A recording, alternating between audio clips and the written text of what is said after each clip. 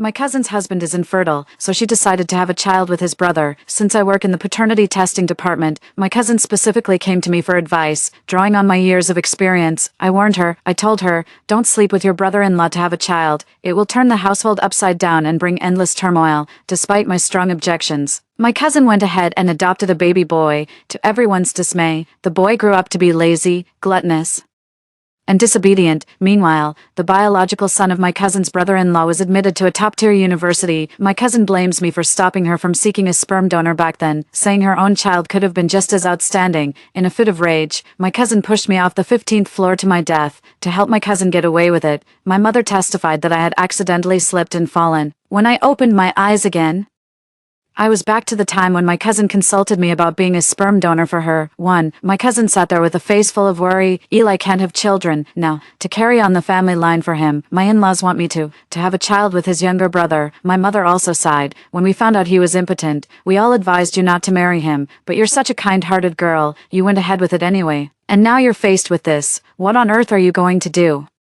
Hearing this familiar conversation, it finally dawned on me. I had really come back. I was back at the moment my cousin came to me for advice about this arrangement. In my past life, my cousin and my mother were just as gloomy and miserable. I had to lay out all the facts and examples, even exhausting every last bit of gossip from our paternity testing department, to finally talk my cousin out of her plan to have a child with her brother-in-law. Seriously. How could my cousin ever hold her head up in her husband's family after sleeping with his brother? And if her brother-in-law gets married in the future, how is he supposed to face his own wife once she learns the truth about this child? Back then, my whole world revolved around my cousin. I even went so far as to contribute money and time, accompanying her to the adoption center where we welcomed a healthy baby boy into our family. Little did I know, after years of childlessness, my cousin would end up spoiling him rotten. Her husband was even more unpredictable. One day he'd look at the boy and see his own precious son. The next, his pride would get the better of him, and he'd regret raising another man's child. They were inconsistent and erratic, treating the child with alternating kindness and harshness. This caused the child to grow increasingly wayward. By adulthood, this path was irreversible, and he became a lazy, good-for-nothing layabout. Meanwhile, his uncle's own biological child was admitted to a prestigious university. My cousin pinned all the blame on me. She believed that if her child was her brother-in-law's, it would surely be as promising as his own biological children. So, in a fit of rage, she pushed me down the stairs. Seeing me lying there broken, she even took a photo and posted it on social media with the caption, "Evil intentions will always backfire." My mother insisted it was my own carelessness that caused me to fall down the stairs. By some divine providence, I was back on the very day my cousin came to me in a panic, seeking advice. This time, I wouldn't interfere with anyone's karma. I would respect their fate. 2. Lena, you work in the paternity testing department. You have a lot of experience. Do you think this plan will work? The alarm I had just set went off right on cue. Pretending to answer a call, I replied meekly, "Yes, Director. I'll be right there." After hanging up, I looked at my cousin apologetically. "I'm so sorry. There's an emergency meeting at the hospital. I have to go." My cousin looked displeased. "What do you think about my situation? Should I or shouldn't I with my brother-in-law?" As she spoke, her face flushed red. I rolled my eyes internally, but outwardly grew more flustered. "Such a private matter should be decided by you and your husband together. I'm not even married yet." "How on earth would I know about these things?" My cousin snapped angrily. "But you can't just abandon me, can you? When you were set on marrying him, I remember Mom tried to talk sense into you. What was it you said? Love is all the nourishment I need, and that even if you ended up begging on the street someday, you wouldn't come knocking on our door." Mom gave me an angry swat. "Your cousin is in a real bind right now. Why are you dredging up that ancient history?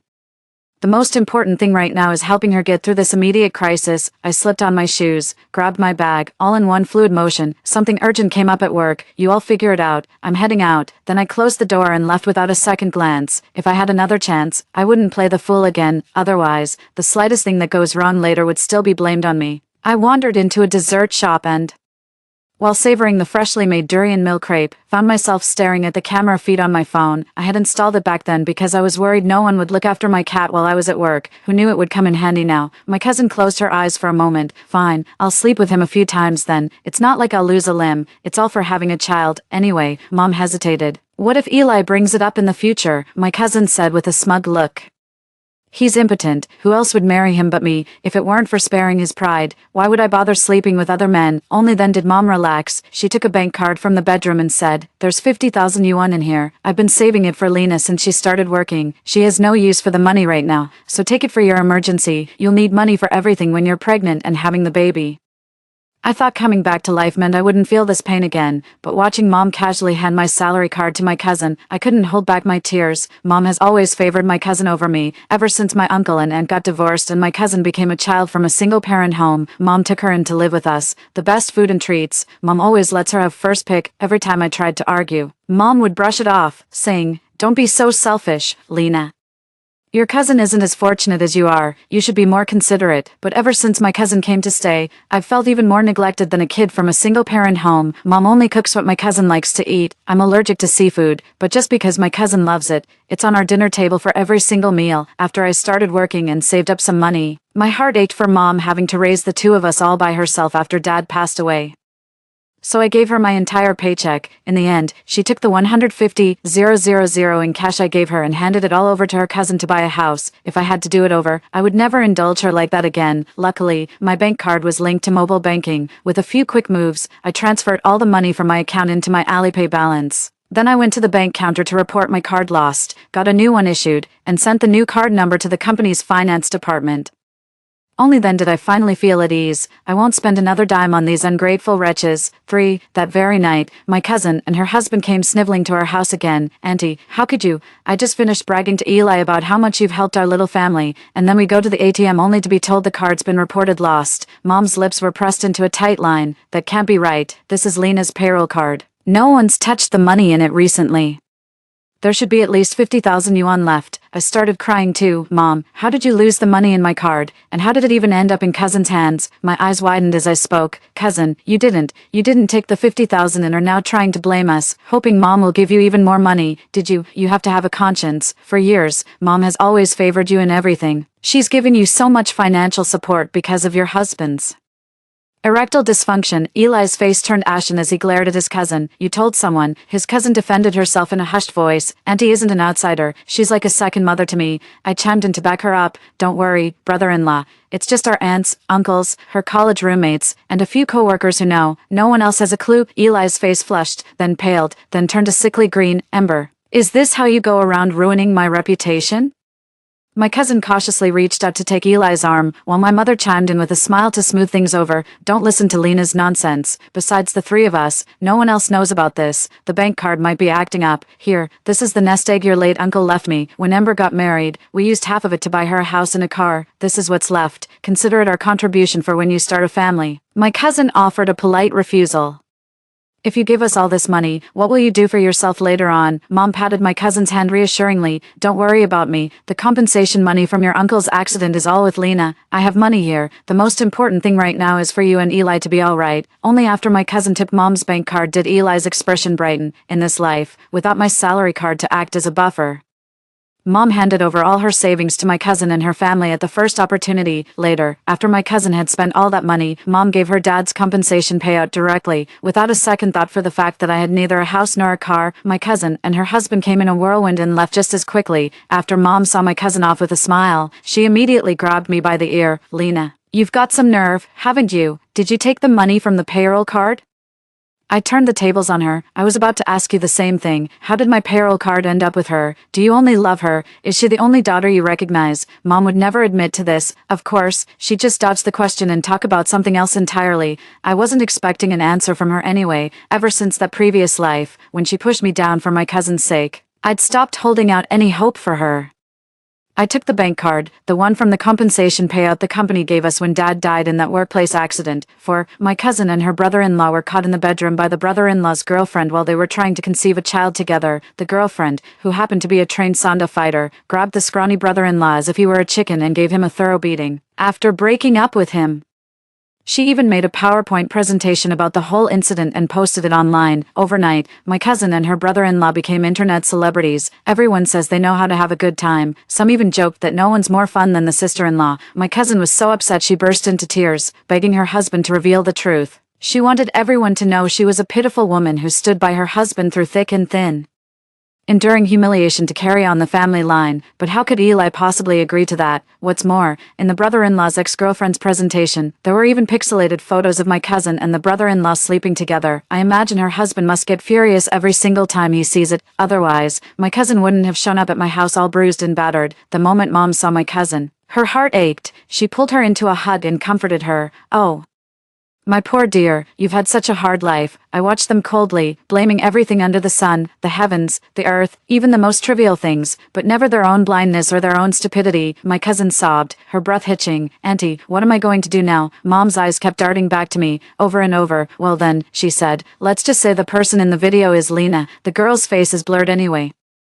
Lena is an unmarried girl. Surely that's better than a sister-in-law and her brother-in-law. Once this whole mess blows over, you should stop all this fuss. Just have Lena have a baby with a man, and then you can take the child as your own. My cousin pouted, but Lena is so much uglier than I am. Who would ever believe she's me? And her genes, how could they possibly compare to mine? I was chilled by my mother's casual dismissal and left speechless by my cousin's narcissism and complete lack of self-awareness. Have any of you thought to ask for my opinion, the person this actually concerns? What makes you think I'd sacrifice my own reputation to protect my cousin? Yes, I'm uglier than you. I take after my mother. I'm just as ugly as she is. Seeing how utterly unreasonable I was being, Mom grew furious. What kind of time is this for you to cause more trouble? The most important thing right now is to resolve the situation your cousin is facing. I begged and pleaded, called in every favor I had to get your cousin that job. If she gets fired over this, how am I ever supposed to show my face back at my parents' house? I laughed bitterly. So what? I'm just supposed to take the fall for her. I deserve to get fired and go find some random man to have a baby for her to raise. Mom was about to say more, but my cousin covered her face and ran out.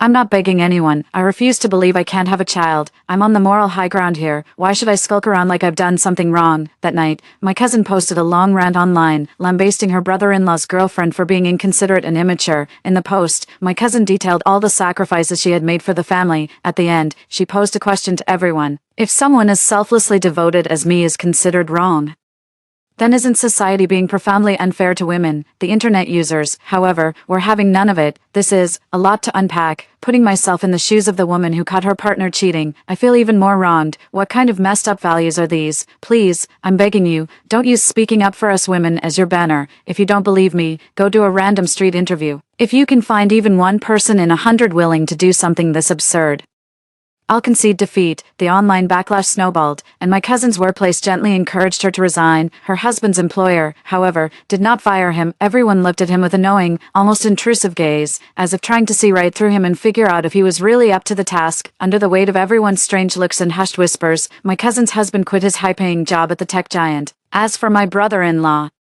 he had just passed the civil service exam, but during the final review stage, his ex-girlfriend filed a real name report accusing him of improper conduct. Just like that, the job he worked so hard to get went down the drain. 5. My cousin's husband's family wouldn't blame themselves for the underhanded tactics, nor would they blame him for his physical condition. They pinned all the blame on the younger brother's ex-girlfriend, faulting her for bringing the whole thing to light.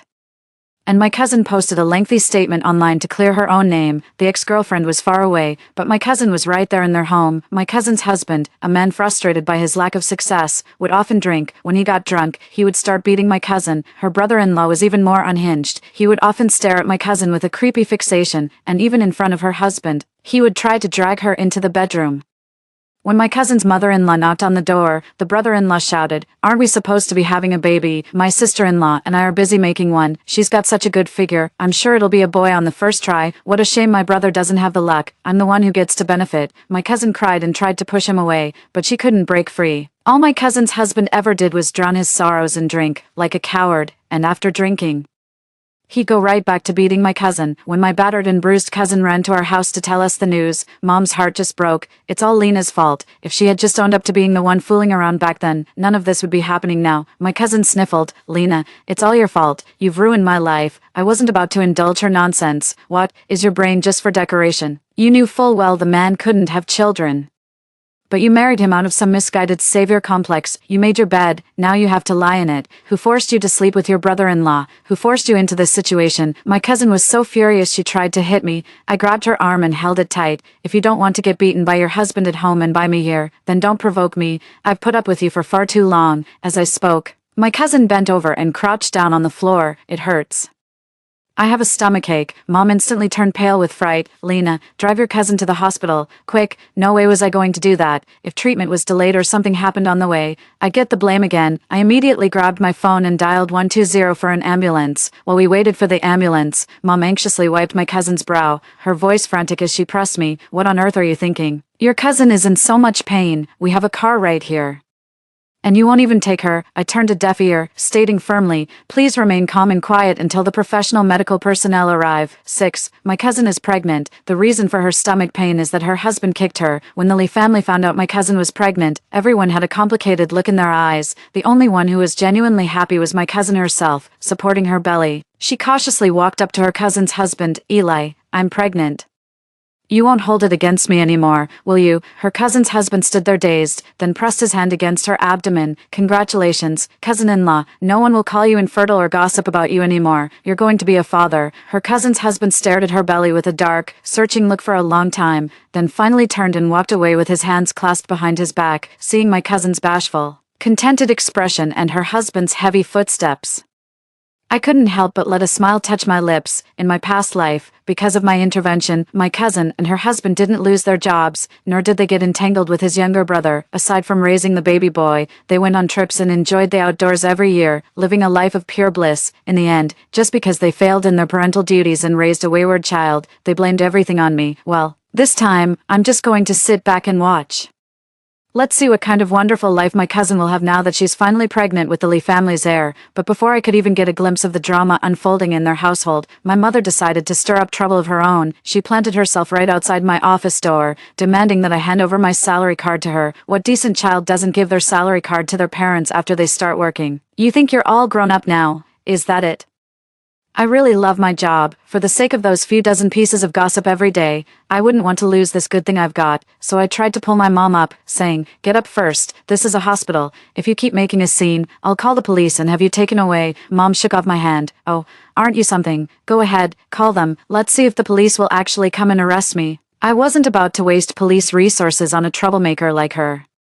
I grabbed the pager from the reception desk and called security. As the security guards dragged her away, my mother was still shouting at the people in the department, Lena, from now on, I'll act as if I never had you. I just watched her tantrum coldly. If she thinks she's getting my paycheck, she's dreaming. 7. Not only did I not give my salary to my mother, but I also withdrew the compensation money from my father's accident and used it to buy a house outright for myself in another city. I figured, rather than letting my mother eventually give that money to my heartless, ungrateful cousin, my father's spirit would surely prefer that I use it to buy a home and settle down. After my mother came to my department to find me, time and time again, I finally saw the light.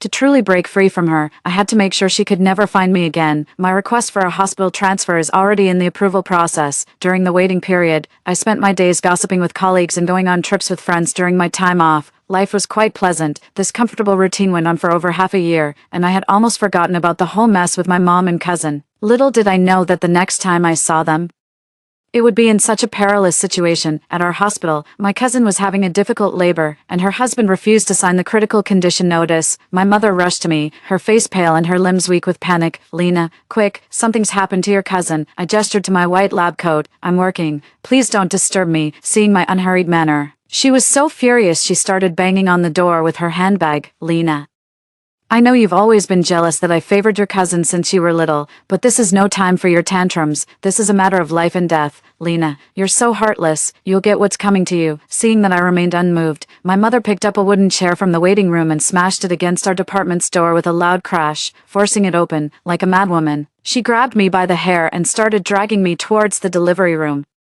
But I was no longer that teenage girl who would bend over backwards, desperately trying to please her just to earn a single smile. I called the police right away, a hospital disturbance. When the police arrived, my mother was still fuming with indignation. Lena, how on earth did you grow up to be so selfish? Your cousin and I share the same blood. How could you stand by and do nothing? But the police completely ignored what she was saying and took her straight to the station. Before leaving, she clung to the doorframe and said, I can't go. My child is in labor. If I leave, who will protect my child? I didn't cry during the confrontation, nor when my hair was grabbed, but when I heard Mom say so naturally, my child is giving birth, I couldn't hold back my tears. I so desperately want to ask her, if my cousin is her child, then what am I? Who am I? 8. While my mother was under investigation, my cousin's husband refused to consent to her C-section. The doctor warned him several times, but he remained unmoved. My cousin's heart-wrenching sobs, though coming from the far end of the long corridor, still reached my ears with painful clarity. In my past life, she didn't even give me a chance to cry out before pushing me over the edge. The doctor continued pleading earnestly. The mother consumed too many high-sugar foods during pregnancy and remained inactive. Now the fetus is oversized, and she's hemorrhaging heavily. If we don't act immediately, Both mother and child could be in grave danger. Only then did my cousin's husband reluctantly agree to her receiving treatment, but it was already too late. When the baby was delivered, it was cyanotic and was rushed straight to the incubator. My cousin, suffering from massive hemorrhage, was taken to the intensive care unit. The doctor, who had been working in the operating room all afternoon, was punched twice by Eli the moment he stepped out. He's the top OBGYN at our hospital. There's no telling how many women in this city he's saved from difficult deliveries. After calling the police, I immediately rushed over to protect the doctor. Eli's eyes were bloodshot when he saw me. Lena, did you bribe the doctor to delay treatment on purpose? If it was so critical, why did you insist I sign the forms? Doctors are supposed to have compassion. Why didn't he just save my wife and child? My wife and child are in such danger now, and it's all your fault. Because of this white coat I'm wearing, I can't hit him, but my mouth isn't sealed shut. A bad workman always blames his tools. Don't even get me started on how we doctors follow protocol to the letter. If we had operated on your wife and child without your consent, you'd have sued us for every penny we own. Eli's mom let out a shriek and charged at me. Thankfully, the police arrived just in time. They managed to subdue both of them. They were still shouting, "Quacks, all you care about is money." So much for being good doctors, it's all about the cash. Watching them being led away in such a sorry state, I figured the two of them would probably run into my mom at the police station. I just hope they don't end up in a fight. 9. With all the patient's relatives arrested, my cousin-in-law's younger brother had no choice but to come to the hospital. He put all the family's money directly into the baby boy's account, leaving my cousin lying there, waiting for her own treatment funds. By the time my mother and the baby's father came out, the boy was already out of the incubator, but the doctor said that because he was deprived of oxygen for too long in the womb, he had developed cerebral palsy. As for my cousin, due to the prolonged lack of treatment and the massive hemorrhage during childbirth, she could never have children again. On the day my cousin was discharged from the hospital, my mother stared at me with ice-cold eyes, as if I were her sworn enemy. Watching her carefully help my cousin out of the hospital, I couldn't help but smile. In my past life, I couldn't even raise a healthy child properly. Now, with this child who has cerebral palsy due to adult negligence, I wonder how my cousin and her husband will manage. And sure enough, my mother didn't keep me in suspense for long. She can't stand me, yet she texts me every single day, every time I open a picture. It's a baby boy's poop, pee, or gas. Lena, you're in medicine. Is this egg drop soup looking stool normal? Lena, what's the reason for these little pellet-like poops? Lena, what could be causing this bloody, pus-like stool? It happens anytime, anywhere, sometimes even during meals. It made me so sick I actually threw up, so I gave my mom the full package, blocked and deleted. 10. I next heard about the child with cerebral palsy on a short video platform. My cousin exploits her son with cerebral palsy online, playing the victim for attention. She even filmed videos of her child with cerebral palsy grabbing feces and putting them in his mouth. In the video, her cousin appeared on camera looking utterly exhausted and desolate. Online, some viewers felt heartbroken for them without knowing the full story, while others were skeptical. Oh my God, I can't imagine how difficult it must be for this young woman to care for a child with cerebral palsy like this. My cousin replied gently, "This is the child I risked my life for. I will never give up on him, no matter what." Seriously, are people actually falling for such an obvious scam? With cerebral palsy, early intervention and treatment can lead to significant improvement in management. What is she even doing? Filming her own son eating feces. What's the point? As similar critical comments piled up, my cousin simply started deleting them. The very next day, she posted a video to clarify the situation. "I know a lot of people blame me for not getting Zai proper treatment, but when I gave birth, I had a difficult labor with major hemorrhaging. Zai had to stay in the incubator for a very long time. We simply had no money left. How could I possibly bear not treating my own child if we had the means?" People who had previously dissed her were commenting under the video, "I'm such a terrible person. Please, don't say anymore. Sis, it breaks my heart to hear this. To make up for my inappropriate comments, I'm begging you to go live. I'll definitely buy something." My cousin capitalized on the opportunity to promote products and made a hefty profit. I was already wallowing in bitter, twisted envy over my rival's success. Little did I know, as I was leaving work that day, my cousin cornered me right outside the department office. Seeing me turn to leave, she gently took my hand and said, "Lena, we grew up together. It's true that Andy favored me a bit more, but have I ever done anything to wrong you? Haven't offended me? In my past life, out of sheer jealousy that my brother-in-law's child got into a top university, she pinned the blame for her own adopted son's failures on me and pushed me right off a building. I ignored her." My cousin shadowed my every step, urgently saying, "Lena, I really need to talk to you. I wanted to ask, have you heard anything about the hospital planning to bring in a batch of new equipment recently?" I turned around, looking at her shrewd eyes. "What's it got to do with you?" My cousin's eyes darted around as she said, "I was just thinking, if we had new equipment for Zai's rehabilitation in the future, wouldn't that be better for the child?" although I didn't know what was going on. I was certain it couldn't be that simple. Our department is facing a budget crunch lately. Forget about acquiring new equipment. We might not even be able to make payroll, but I would never tell her about this. That's a procurement department matter. I really can't say for sure. My cousin stamped her foot. Why are you so useless? I shrugged. If you're so capable, go find out yourself. Why ask me, seeing that I knew nothing? My cousin turned and stomped off in a huff. I stared at her retreating figure, my mind racing. My cousin had recently come into a large sum of money. Even if she wanted to send Zai to a better private hospital, she could certainly afford it. So why would she humble herself and act so subserviently to me over the new equipment? Unless, of course, she had a vested interest in it. 11. Using a voice changer and a prepaid, unregistered SIM card. I made a sales call to my cousin. Hello, ma'am. Our records show that your son, Miles, has not attended any follow-up rehabilitation sessions since his discharge from the hospital. Our hospital is about to introduce a new batch of state-of-the-art rehabilitation equipment. You could bring him in for an initial assessment first. Once the new machines are installed, we can put you at the top of the list for appointments. My cousin was silent for a long moment. When she spoke again, her voice was urgent. Doctor, are you saying your hospital is about to upgrade its rehabilitation equipment? Seeing how genuinely interested she was, I immediately switched into sales mode. That's right. If you bring your child in for an assessment now, we can help you apply for the first wave of discounted rates on the rehabilitation fees. My cousin pressed for more details about when the new equipment would arrive. I told her that was handled by finance and procurement, but we had already been notified. She was absolutely delighted when she hung up the phone. During her next live stream, she enthusiastically shared with everyone that she was going to start her own business. Barring any surprises, she should be able to give Zai a truly comfortable life. While kind-hearted netizens were congratulating her in the bullet comments, I couldn't help but laugh out loud. So that's the crux of the matter. I just hope she doesn't cry when she eventually realizes it was all for nothing. Time flies. Today, another bizarre case walked into our department. The mother-in-law suspected her daughter-in-law's child wasn't her son's, so she brought them in for a paternity test. The results confirmed it wasn't the son's child. However, the daughter-in-law insisted the child take a paternity test with the grandfather. The DNA test revealed the child was biologically the grandfather's son before they even left the hospital. The mother-in-law lunged at her daughter-in-law and started hitting her. The father-in-law slapped his wife across the face, demanding to know why the child shared no biological relation with their son. In the end, a paternity test between the father-in-law and his own son confirmed they were not biologically related. I hadn't even finished my snack when my cousin and my mom, both with their hair disheveled, came looking for me. As soon as she saw me, my mom tried to hit me, but I was already on guard and dodged out of the way immediately.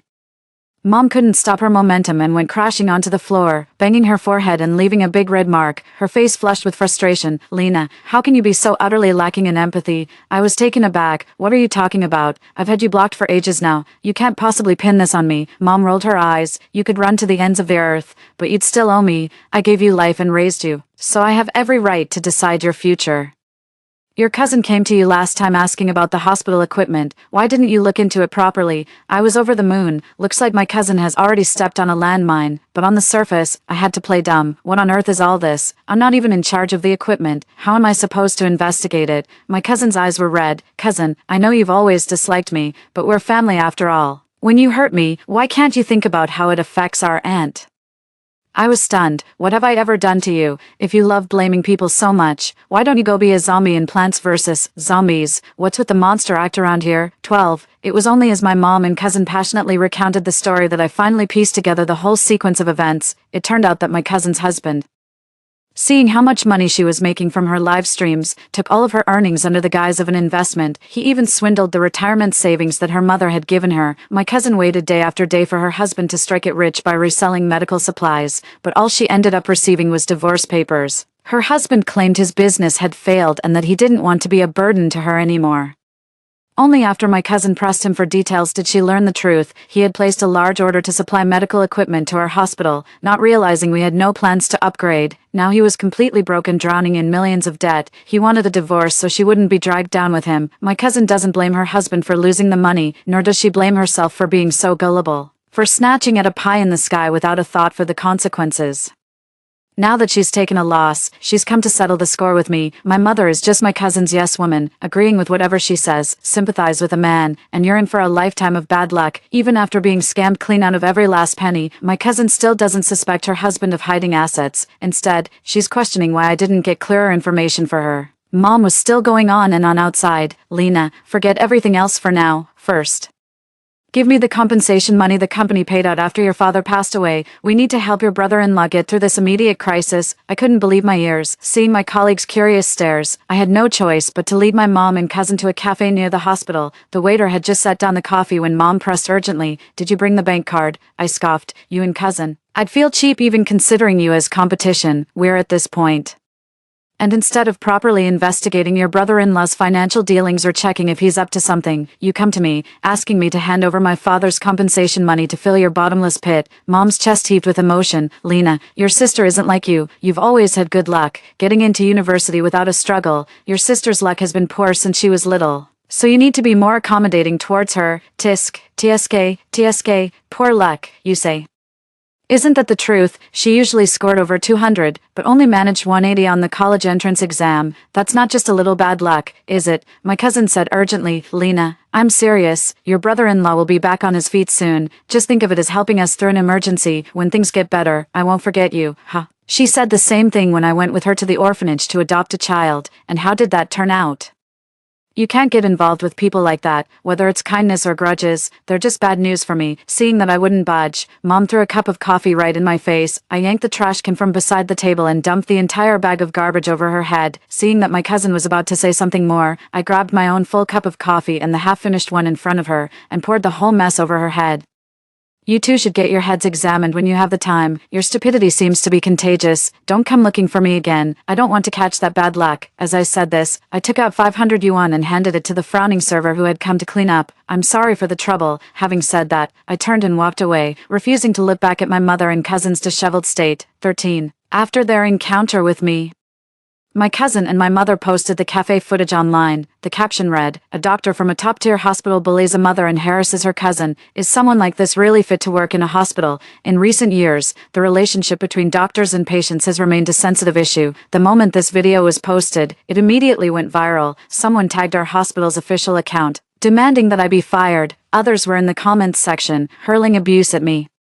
Amidst the overwhelming wave of criticism, a young woman timidly spoke up. "But look, she has coffee on her face too. It's obvious someone threw it at her first, and she was just fighting back." Exactly. It's so clear. Those two were sitting together, blatantly ganging up on her. Was she not supposed to defend herself? All sorts of rumors and theories began to swirl. The department head sighed. "The transfer paperwork is almost complete. How could you run into trouble at a time like this?"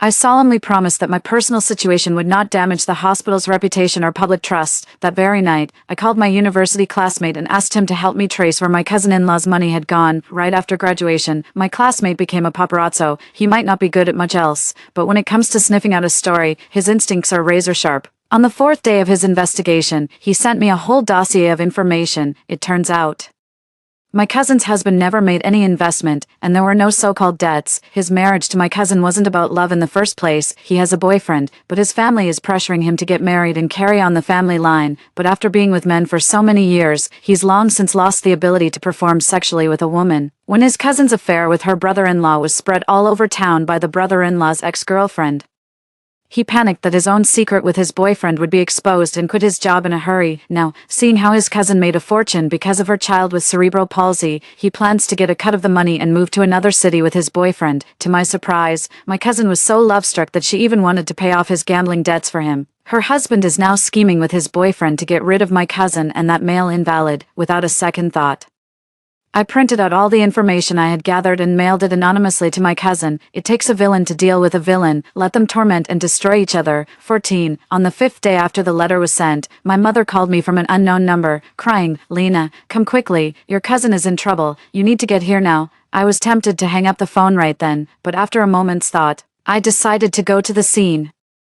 I also wanted to see my cousin's fate with my own eyes. By the time I arrived, the police were already there. My cousin had stabbed her husband to death with a knife, and her own body was covered in bruises. Confronted by the police, my cousin stared blankly, repeating only, "He tricked me into marriage. He wronged me. He threw the first punch. I was acting in self-defense." My cousins-in-laws lunged at her, trying to hit her, but were held back by the police. After my cousin was taken away by the police, her in-laws, faces cold with anger, handed the baby, Zai, to my mother. If Ember hadn't been so useless at giving birth, how could our perfectly healthy child have gotten sick? "Take this child. We don't want him." Mom stared blankly at the child in her arms, her eyes welling up again. "Good child. You are Jingjing's flesh and blood."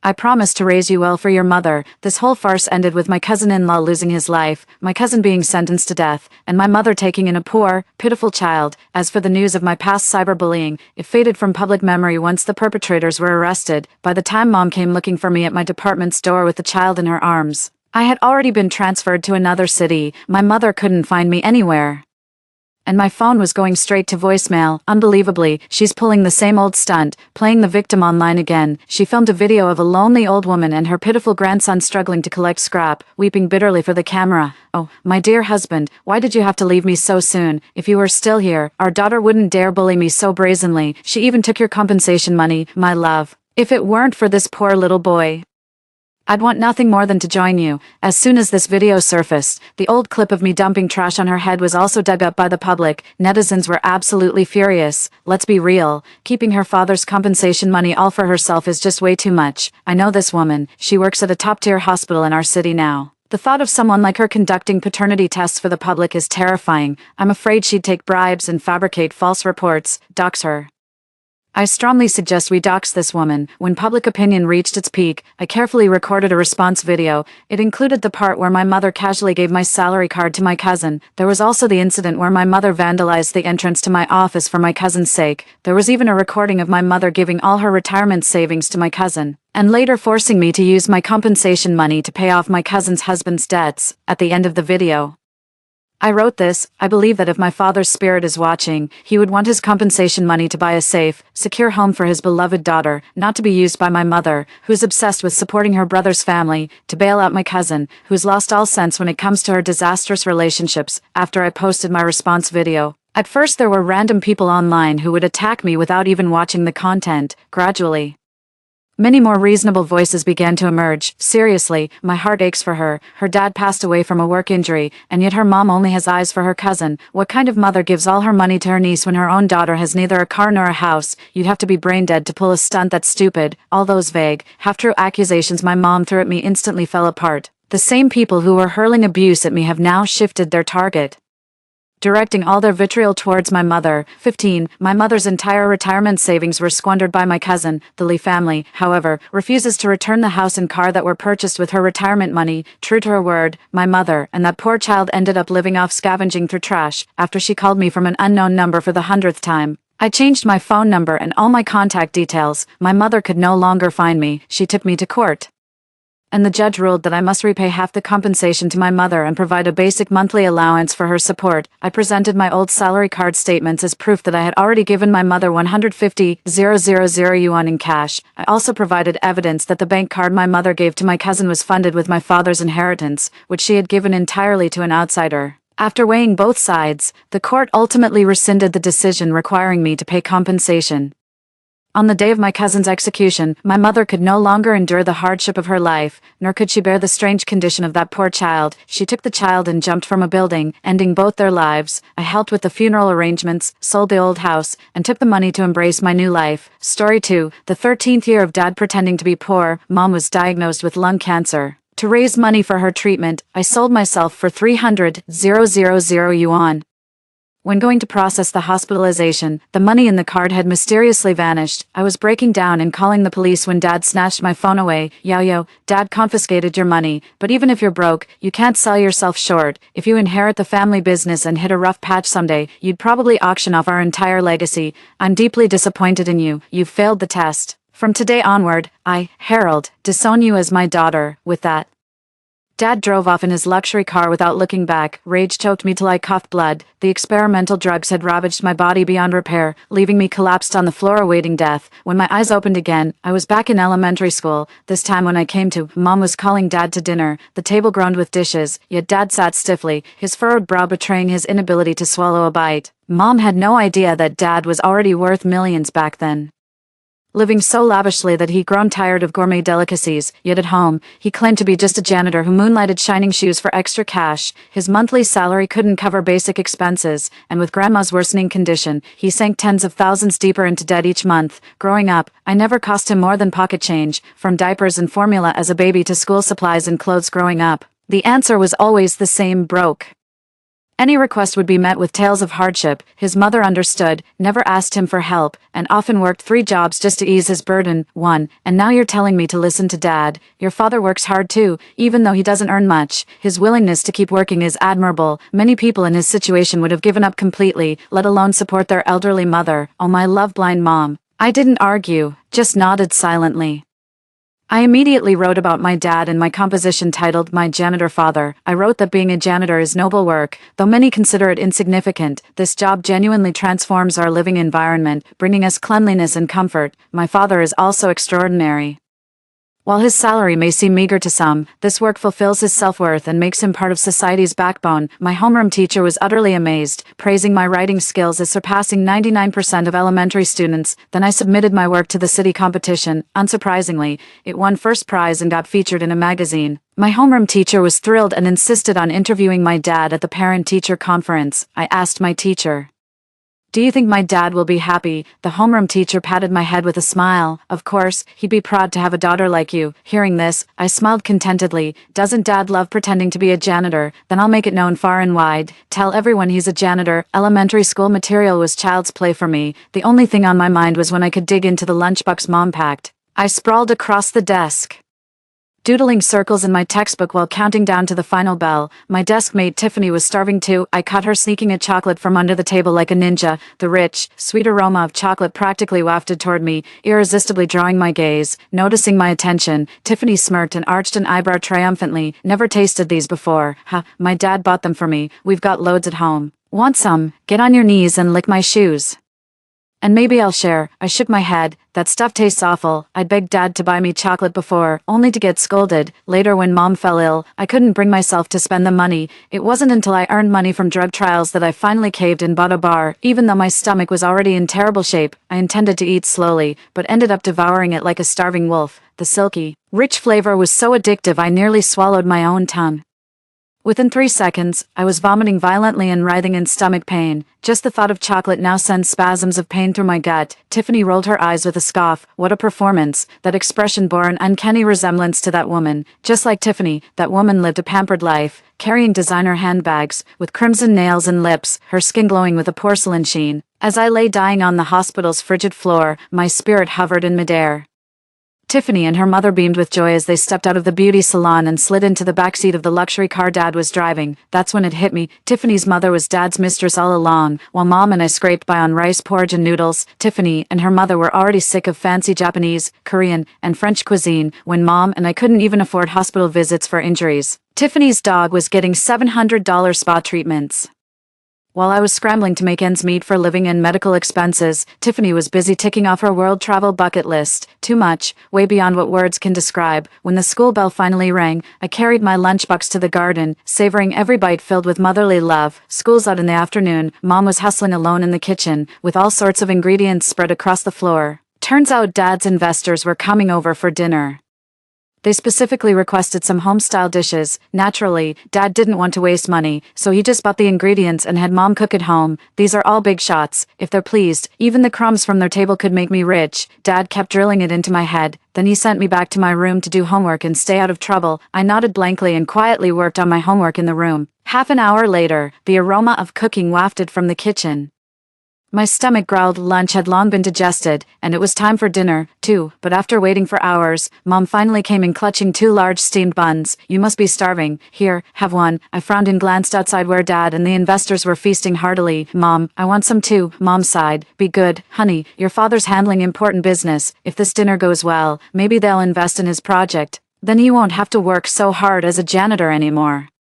I can't believe how naive my mom is. She either doesn't know the truth, or refuses to believe it. Even if my father did strike it rich, improving our lives would be the last thing on his mind. By then, Dad had already accumulated modest wealth. After this successful partnership, my father skyrocketed from an obscure small business owner to a corporate titan worth hundreds of millions. Yet he persistently played poor around Mom and me, endlessly exploiting us under the guise of character-building tests. In the end, neither Mom nor I got the slightest benefit from him. I took a bite of the steamed bun. The bun that usually tasted sweet now seemed bland and dry compared to the aroma of all the meat dishes. I put down the bun and rushed straight to the dining table, ignoring Mom's protests. "Dad, I want some too." I raised my voice and shouted. Everyone froze and turned to look at me. Dad frowned and motioned me back inside.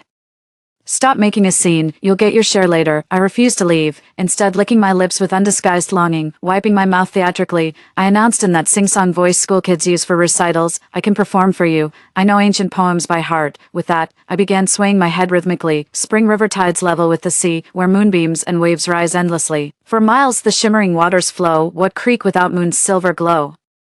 I recited it all in one breath, then flashed an ingratiating smile while pointing at the ribs before me. Can I eat now? The investor seemed amused by me. Of course, you little foodie. Dad chuckled awkwardly too. Hurry up and thank Uncle Miles. I picked up a small bowl and took a few pieces, then suddenly burst into tears upon hearing this. Thank you, Uncle Miles. Thank you, Uncle Miles. If it weren't for you coming, Mom and I would never have gotten to eat such delicious meat. Everyone wore different expressions, the atmosphere unbearably awkward. Miles' expression darkened instantly. Can't you normally afford meat? Snapping out of his shock, Dad sharply shooed me away. Stop talking nonsense. Get back to your room this instant. But I refused. Clutching my little bowl, I sobbed uncontrollably. That's right, Uncle Miles. My family is dirt poor. Dad works as a janitor and even moonlights shining shoes. But he still can't make ends meet. Mom has to work 3 jobs just to pay off his debts, and I have to pinch every penny. At this point, I lowered my head. Following my gaze, you'd see 2 holes in my socks perfectly framing my big toes. The group exchanged uneasy glances, especially Miles, who finally caught on after a long pause. Harold, you're not fucking trying to screw us over. Are you? Didn't you make bank last time? Where'd it all go? Gambling or bad investments? At these words, the other 2 immediately grew wary, flustered. Dad quickly forced a smile and tried to explain. No, the kid's just making things up. Making what up? Miles pointed at my socks. These didn't just tear yesterday. All this talk about the project sounds great, but let's put this collaboration on hold for now. We'll revisit it later. The group started getting up as they spoke. Dad kept trying anxiously to dissuade them. Kids can't even put on socks properly. Me, that's right, Uncle. I go through a pair of socks every year. Kids these days and their tall tales. I quickly added, Uncle, my essay about Dad even won an award, and I aced all my subjects last semester. They started packing up frantically, slamming the door behind them in seconds. Dad rushed out, nearly getting his nose smashed by the swinging door. Ignoring the pain, he stumbled after them, desperately trying to explain, but it was no use. Miles was convinced Dad was dead broke and trying to pawn them off as suckers, so he wasn't getting any warm reception. Half a year's hard work went down the drain in an instant. He came home with a face as dark as thunderclouds. He immediately lashed out at Mom. Look what your precious daughter has done. She actually told everyone I'm a janitor. Mom looked genuinely puzzled. But you are one, Dad choked up, as if suddenly realizing he'd arbitrarily labeled himself as the janitor, and now he's the first to find fault with it. 3, Mom turned to look at me. I was already seated at the table, digging in with gusto. Mom's cooking is absolutely divine. My digestive system is in great shape. I'm full of energy, and my appetite is fantastic. Mom was about to scold me for wolfing down my food when suddenly her eyes welled up with tears. I think Nora actually makes a good point. Dad frowned and asked, what did you say? Mom took a deep breath. I don't think Nora's wrong. She's only 11, just a child wanting decent food. What's so bad about that? Ever since marrying you, I've lived in constant fear and scarcity, running around just to make ends meet. But Harold, how could you feast like a king while completely neglecting your own daughter? Dad froze, his expression turning uneasy. That's not fair. I'm building connections by treating them. Isn't that planning for our future? If I succeed, won't I be able to eat whatever I want later? Why stuff myself like a starving ghost now? Great, just because of her. I've offended my investors. Might as well enjoy this meal. It'll be the last decent one for a while. Mother frowned slightly, visibly torn, as if wavering. Dad turned with a furious glare and scolded me. Your damn gluttony just cost me a fortune. I put down the giant chicken leg. My lips quivered as tears welled up. Sorry, Dad. I couldn't hold back a satisfied burp. I was just too hungry. This is my fault. I couldn't control my stomach. But Dad, I've got great news. I ranked first in my grade. Can you come to the parent-teacher meeting tomorrow? My teacher specifically asked for you. They're going to praise you in front of everyone. His father scowled and waved him off. You've embarrassed me enough. I'm not going. He turned away and slumped on the couch, scrolling through his phone, spotting something unknown. He suddenly called my name. Nora, what time does the parent-teacher conference start? When my father arrived at school, he didn't even glance at me, instead scanning the crowd intently. I thought he was looking for Tiffany and her mother, but he went straight to Miles with an ingratiating smile. Boss, what a coincidence running into you again. I'm here for my daughter's parent-teacher conference. No one knew what they were discussing, but their conversation gradually warmed up the atmosphere between them. Even the usually frosty Miles began to thaw, a smile creeping onto his face. "Dad." Tiffany waved at my dad, nearly giving him a heart attack. My dad immediately zeroed in on Tiffany's mom, Sarah, rushed over to whisper something urgently. Moments later, Sarah shot him a reproachful look before steering Tiffany away. After this whole scene, my dad glanced guiltily in my direction, seeing me absorbed in my book. He exhaled in relief and casually strolled over. "Dad's here. Where are you sitting?" "On the field." Our class seating remained arranged by classroom order. Miles' son from the neighboring class happened to be seated right next to us. I led my father to our seats, locking eyes with Sarah and her daughter. Tiffany was visibly fuming, her breath ragged and eyes blazing with anger. It seemed to dawn on her just then the dad she'd been referring to was actually my father. Dad was visibly nervous too, constantly shooting Sarah meaningful glances. Tiffany stayed sulky the whole time, almost like she was throwing a deliberate tantrum. As for me, I pretended not to notice anything. The award ceremony began. Over 20 elementary students had participated in the municipal essay competition, but I was the only one who took first place. All others got third. After the customary opening remarks, the award ceremony commenced. My eyes lit up when I heard my name called. Dad was over the moon, telling Miles repeatedly, "My daughter won an award. She's actually quite the good student." The next moment, my homeroom teacher looked my way and announced, "Now, let's welcome our student Nora to read her winning essay." My janitor father. The smile my father had just mustered froze instantly on his lips. His face flushed crimson abruptly, meanwhile, suppressing a scornful smirk. I bounded onto the stage to begin my essay recitation. My father Harold is an exemplary sanitation worker who toils from dawn till dusk, painstakingly cleaning our urban environment. Every speck of dust and scrap of paper on the ground is his sworn enemy. I'd never seen so many emotions flicker across my father's face before. His loud outburst made everyone turn their heads toward him. Whispered comments began circulating. "A janitor. Doesn't look like one from the clothes. Why would someone so young become a janitor? Don't people usually take those street cleaning jobs only after retirement when they've got nothing better to do? I heard sanitation workers earn peanuts. How's he supposed to support a family on that?" Dad's face flushed crimson, then turned ashen, before darkening completely. Miles grew visibly more sullen with each word, until he finally couldn't take it anymore. "I'm starting to doubt every word that comes out of your mouth. Let me make this crystal clear. Cooperation is off the table." With that, Miles immediately changed his seat. Dad could no longer hold back. He wanted to explain but feared disturbing others. Just as the homeroom teacher briskly led him toward the podium, cameras and microphones immediately swiveled toward him. Under the blazing spotlight, questions came rapid fire. "Your daughter's so responsible. Ever thought about switching jobs to earn more and improve your living situation? What's the current pay scale for sanitation workers? How did you feel when you heard your daughter's essay?" Beads of cold sweat formed on Dad's forehead as he saw the murmuring crowd. His mind went blank, stammering to find words. Then it suddenly dawned on another reporter. Could Harold's choice to become a janitor in his prime be due to his stutter? "Oh my, Mr. Harold is truly an inspiration despite his disability. No wonder his daughter is so outstanding." The homeroom teacher, also moved by this revelation, grasped my father's hand earnestly. "Mr. Harold, I have an idea that might help you. You see, all our faculty wear leather shoes as uniform. From now on, you could be responsible for polishing them. This would provide you with steady additional income." Someone in the audience looked up and voiced approval.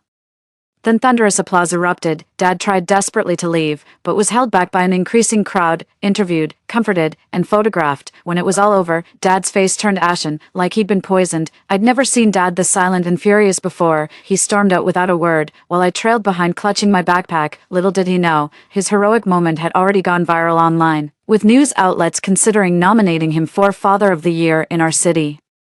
On our way home, we got stuck in traffic because of some jerk cutting in line. Dad honked the horn angrily and rolled down the window, unleashing a torrent of curses. The driver in the opposite car took one look at my father and burst out laughing. "Hey, isn't that the janitor, Dad? What kind of jalopy is this? A vintage citron from the Stone Age. Guess his stutter disappears when he's cussing someone out." Dad flew into a rage. "You're the damn janitor, not me. I'll bury you in cash."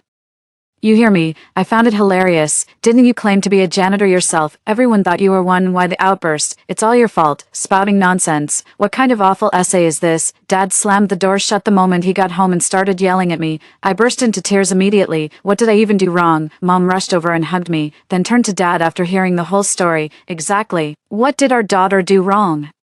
Dad opened his mouth but couldn't find the words. After all, he was the one pretending to be poor, claiming he worked as a janitor and even shined shoes for a living. Now he was caught in his own web of lies with no way out. Serves you right. But Dad just can't swallow this insult. He glared at me viciously. "You're the one who ruined my career." Then he turned to glare at Mom. "Keep coddling her, and she'll be the death of you." Mom immediately retorted loudly, "That's nonsense. I know my daughter better than anyone. You're the one being unreasonable." "I'm being unreasonable. Fine. So it's all my fault then. Maybe I should just leave. You've all been sick of me for a long time anyway." With those words, Dad slammed the door and stormed out, left alone with Mom. We just stared at each other in silence. "Is Dad mad at me, Mom? Did I do something wrong?" I asked guiltily. Mom's eyes held both confusion and anger.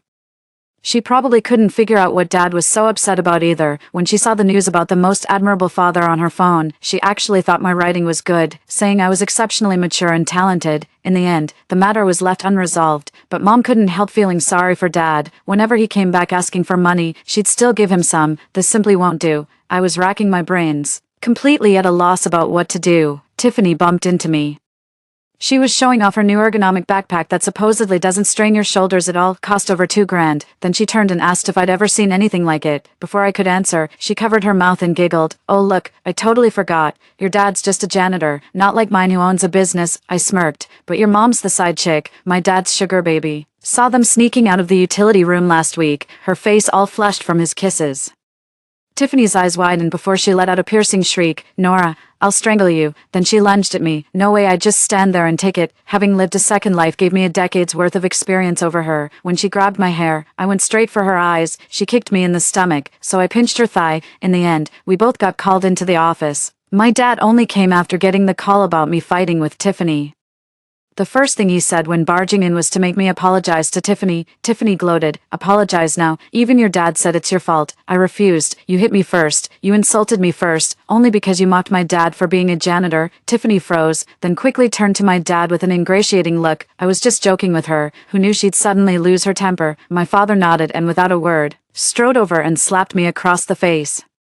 "When I tell you to apologize, you apologize. Have you forgotten who raised you? You dare disobey me. Do I even exist as your father anymore?" My cheek burned with pain, and I staggered back several steps. Mom arrived just in time to witness this scene. "Harold, how dare you hit my daughter?" Mom's eyes widened as her voice shot up several octaves. Even I was startled, let alone Dad, who froze completely. "Five, what are you doing here?" Dad gasped in surprise. "Mind your own business," Mom said.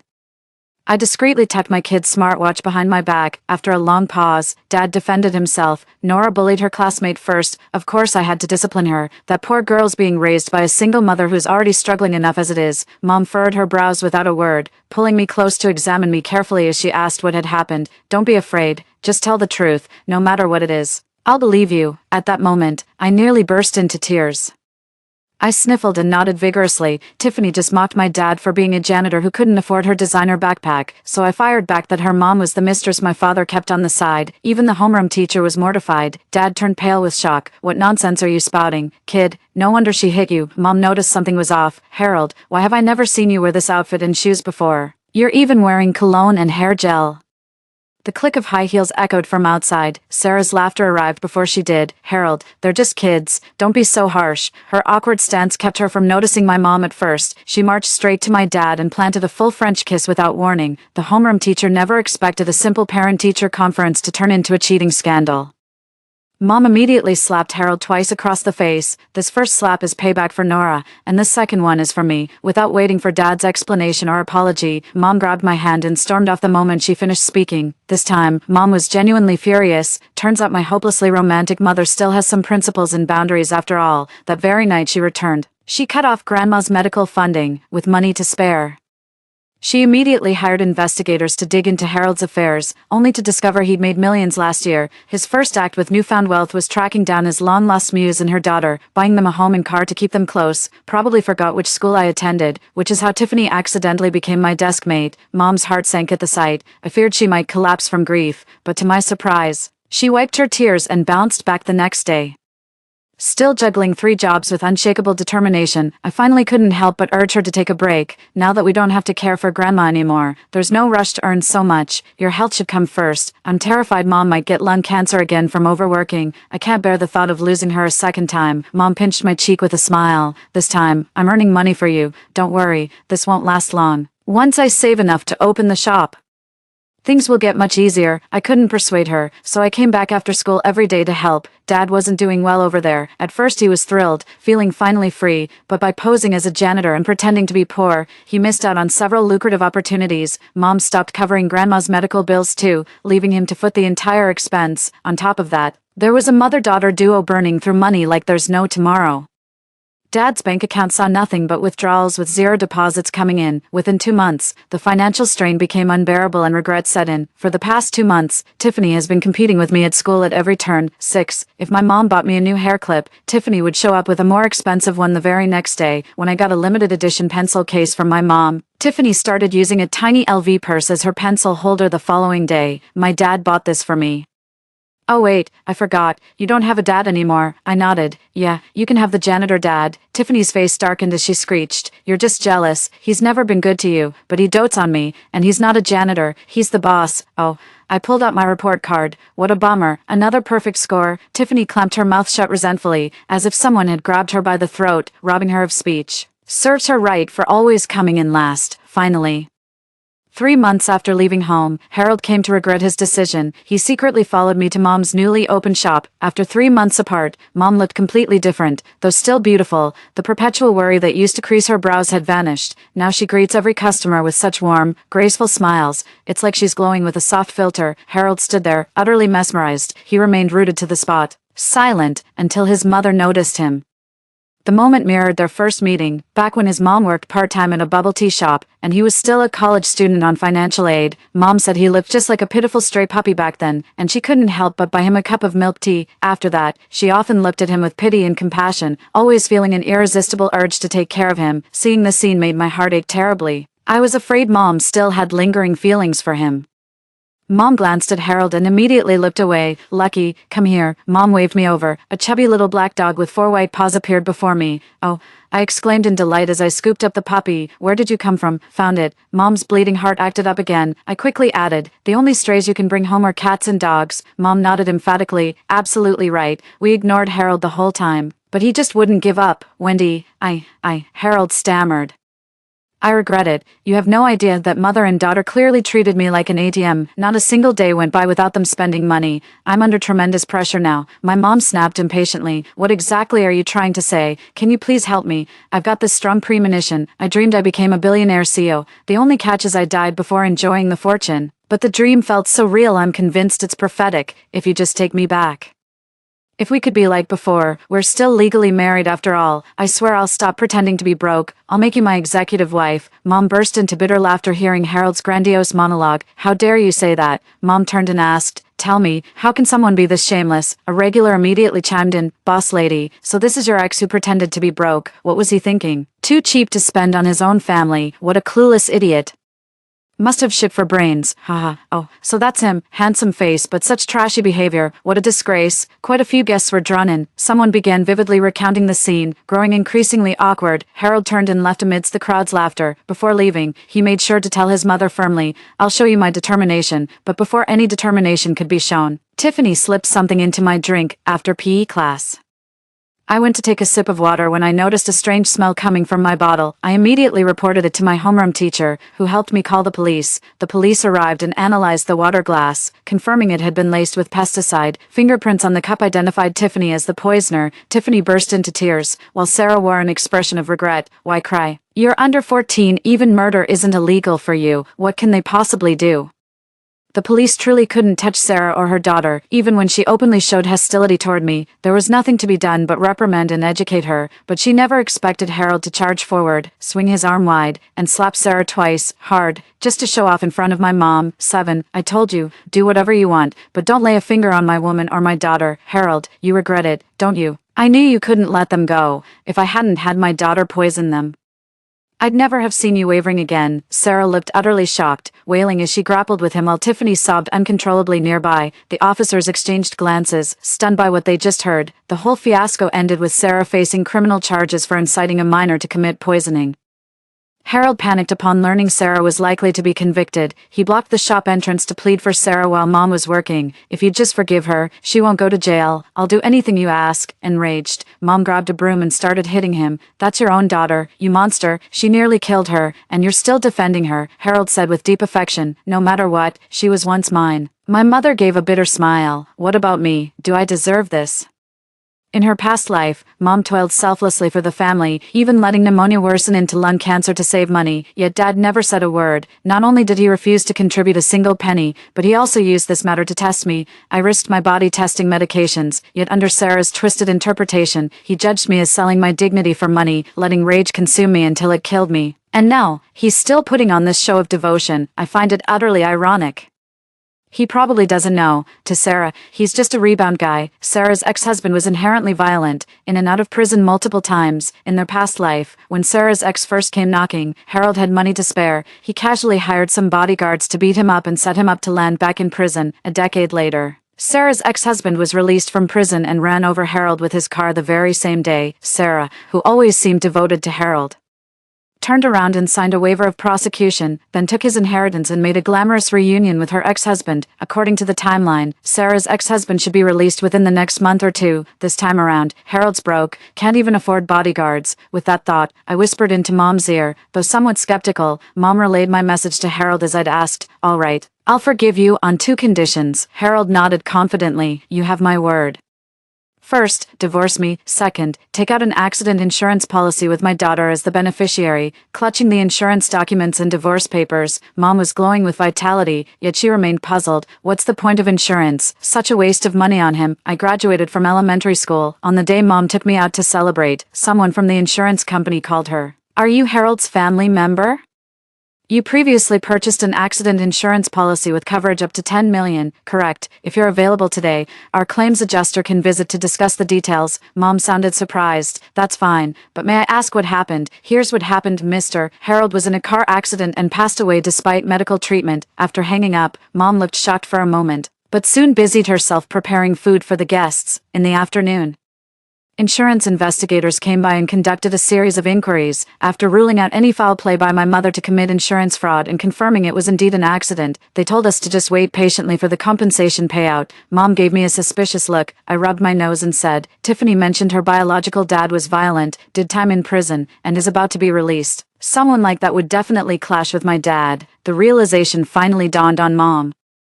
She went back to calmly preparing ingredients for tomorrow's sale. I kept helping peel the potatoes. Lucky thought it was a game and kept snapping at the potato peels. Eventually, he got tired and dozed off right on top of the mountain of peels. My heart overflowed with love in that moment. Let's consider this $10 million as Dad's little way of making up for pretending to be poor, a small compensation for Mom and me in our later years. Story 2. I died in the 3rd year of the zombie outbreak.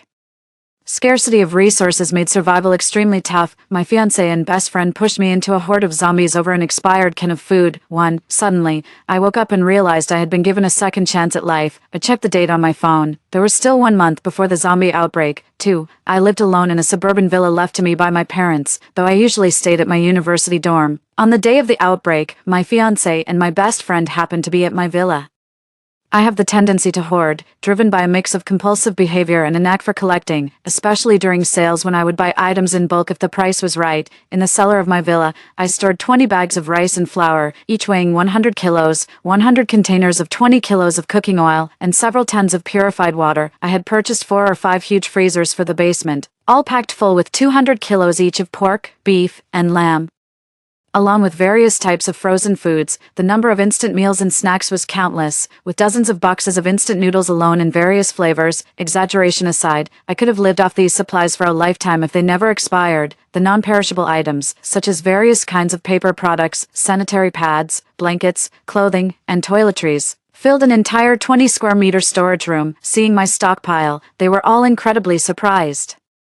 And John kept praising my foresight. With these supplies, the 3 of us managed to stay inside the villa. By the 3rd year, however, the supplies began to rot and spoil, forcing us to venture outside in search of food. Only before my death did I learn that my fiancé, John, was with me only for the house, and he had been having an affair with my best friend, Mila. 3. After waking up again, to avoid any trouble, I immediately arranged a fake medical emergency document and went to the school to request a leave of absence. The counselor, seeing me so close to death yet handling my leave personally, was moved to tears and almost bowed to me on the spot, though that was really not necessary. After successfully taking a leave from school, I blocked everyone's contact details, following the typical campus rumors. It probably wouldn't take 3 days before news of my death spread. This was fine by me. It was as if I had simply disappeared. Since I was getting a fresh start, I didn't want to get entangled with anyone again. For leaving school, I took out all the savings my parents had left for me and immediately had my villa fortified. The entire perimeter of the villa was reinforced with a 2-meter-high iron mesh that was impenetrable, topped with high-voltage wires and sharp spikes. The security grills on the main door were reinforced threefold, making them impervious even to power saws. I also had workers dig a deep trench around the perimeter of my villa. Any approaching zombies would fall into it. The villa's interior was fortified as well, with iron plates sealing the basement tightly. Solar panels were installed on the roof, and I brought in 2 generators from a nearby factory to prepare for potential power outages. I cleared the original garden to use the space for growing food. Purchasing various seeds and agricultural books, water being a critical resource in the apocalypse, I used the spare rooms in the villa to store it. The rooms previously occupied by John and Mila were now storage spaces. After making these basic modifications to the villa, my next step was to make extensive purchases. I liquidated all my money and maxed out every possible loan I could obtain. Of course, I had my limits. I definitely avoided unscrupulous lenders, thankfully. Online loans helped me gather $5 million. Coincidentally, 3 days after my rebirth, there was a major online shopping festival. During those 3 days, as workers fortified my villa, I shopped relentlessly through the night. Grains, oils, salt, vinegar, toiletries, first aid supplies, fast food, snacks, everything I could think of went into my shopping cart. I claimed every possible coupon and took advantage of every deal, determined to spend the least amount of money for the most goods. When the shopping festival began at midnight, I used the quick reflexes I had honed over 20 years of being single to swiftly check out my cart, even managing to snag many free gifts. Due to the huge amount, I also received many additional grand prizes. Thanks to the shopping festival, I managed to buy almost $10 million worth of goods from the supermarket for $4 million. That night, I went to sleep utterly satisfied. In the following days, I was busy receiving parcels. I organized and sorted all the parcels in the storage rooms of my villa. In order to maximize space, I dismantled all the packaging boxes that could be taken apart. I didn't throw away the dismantled boxes either. I piled them up on the empty land of the villa. As these cardboard boxes have many uses, they can serve as beds or even be used as fuel. During the days of waiting for deliveries and renovating the house, I dug up many odd and seemingly useless items from SHEIN and the seafood market. Old fishing lines, flint and steel, climbing ropes, drones, camouflage outfits, professional storm jackets, hiking boots. Such outdoor survival equipment is generally expensive when new, but some second-hand items were incredibly fresh and also at bargain prices. I had no specific requirements for new or old. As long as they worked, that was fine. After the renovations were complete, I started to go out. I needed to purchase some things that couldn't be bought online, like weapons.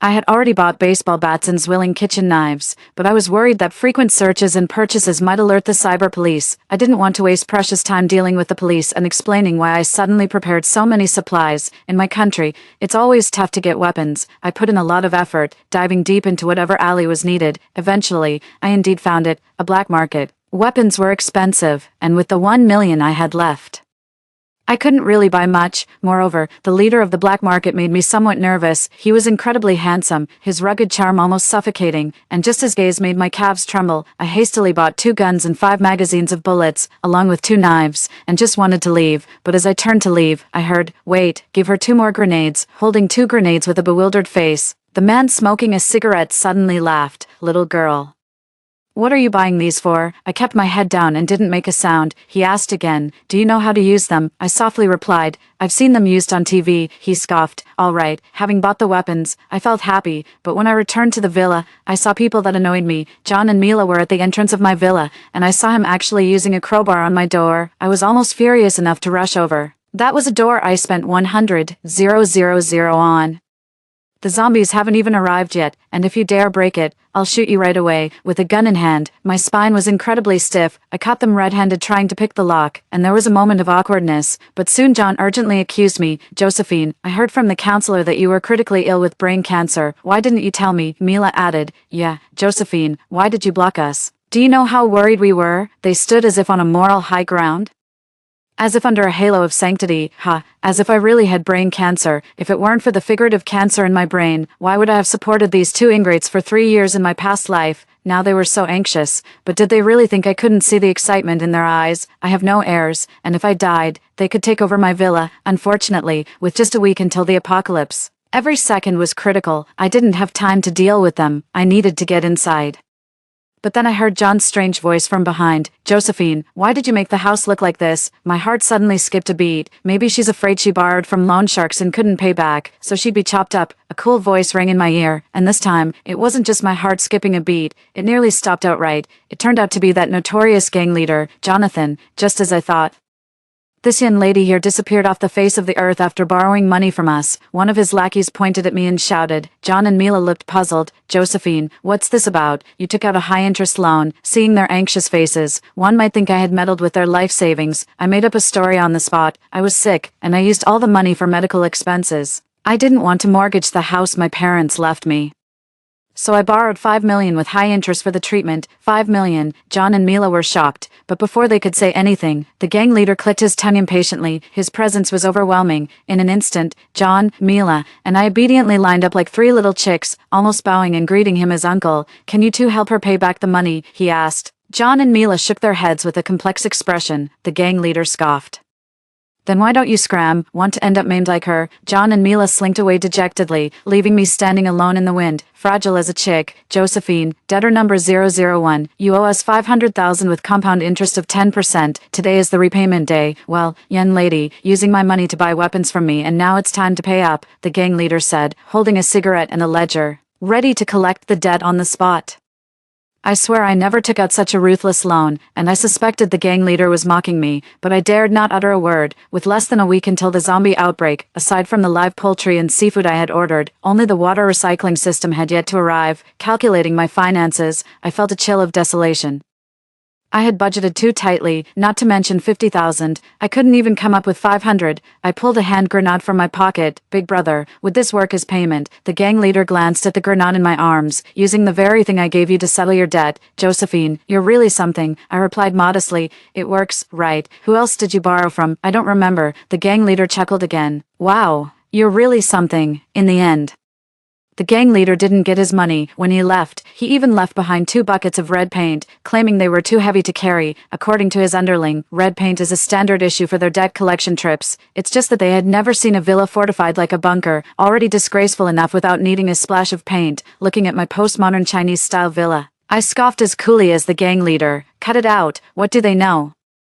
I joyfully put the paint in a cart and wheeled it inside. This was a great find. The smell of paint could numb the zombie's sense of smell. A truly unexpected gain. The gang leader came to collect debts again, but this time he was alone. When he arrived, I was digging a trench in front of the villa. He stood silhouetted against the light, his expression unclear, while I was covered in dirt in the trench. Seeing that he didn't seem inclined to bury me alive, I started setting up fishing lines and twisting hemp ropes in the trench, determined to stop all zombies at this final line of defense. After watching for a while, he left without a word. What a strange man. 3 days before the zombie outbreak, my preparations entered the final sprint. The chickens, ducks, and piglets I had purchased were all secured in pens, and the fish, shrimp, and crabs were placed in the ponds I had dug in my backyard. The custom water recycling and distillation systems were in place, ensuring my water supply for the post-apocalyptic period. Due to the large quantity of goods I had ordered online, there were some issues with customer service. Having no other choice, I opted for a refund. This left me with some extra cash on hand, including my final credit card and the ant credit limit. I prepared to go out for one last shopping trip just in time, according to my plan. I would spend most of the first 3 years of the apocalypse in my villa. To alleviate boredom, I downloaded novels, TV shows, movies, and games onto every electronic device at home, including TVs, computers, tablets, the Switch, and the PS5. At the city's second-hand book market, I bought truckloads of outdated comics and magazines by weight as scrap. Not only could I read them, but I could also use them as firewood after finishing them. With these preparations, I was set to comfortably spend my time alone during the apocalypse. In my previous life, it was always me who went out to find food while Mila and John made excuses, one fearing danger and the other wanting to guard our supplies, unwilling to venture out. This time, I refused to be the sacrificial saint. I first drove my father's old van, which he used for his business, to haul dozens of barrels of diesel. It was hard to obtain, but necessary to fuel my 2 vehicles, a small van and an SUV. Then I drove the van to the city's largest supermarket. I had carefully calculated my finances. With the cash I had on hand and the new bank card, I could spend up to 200,000.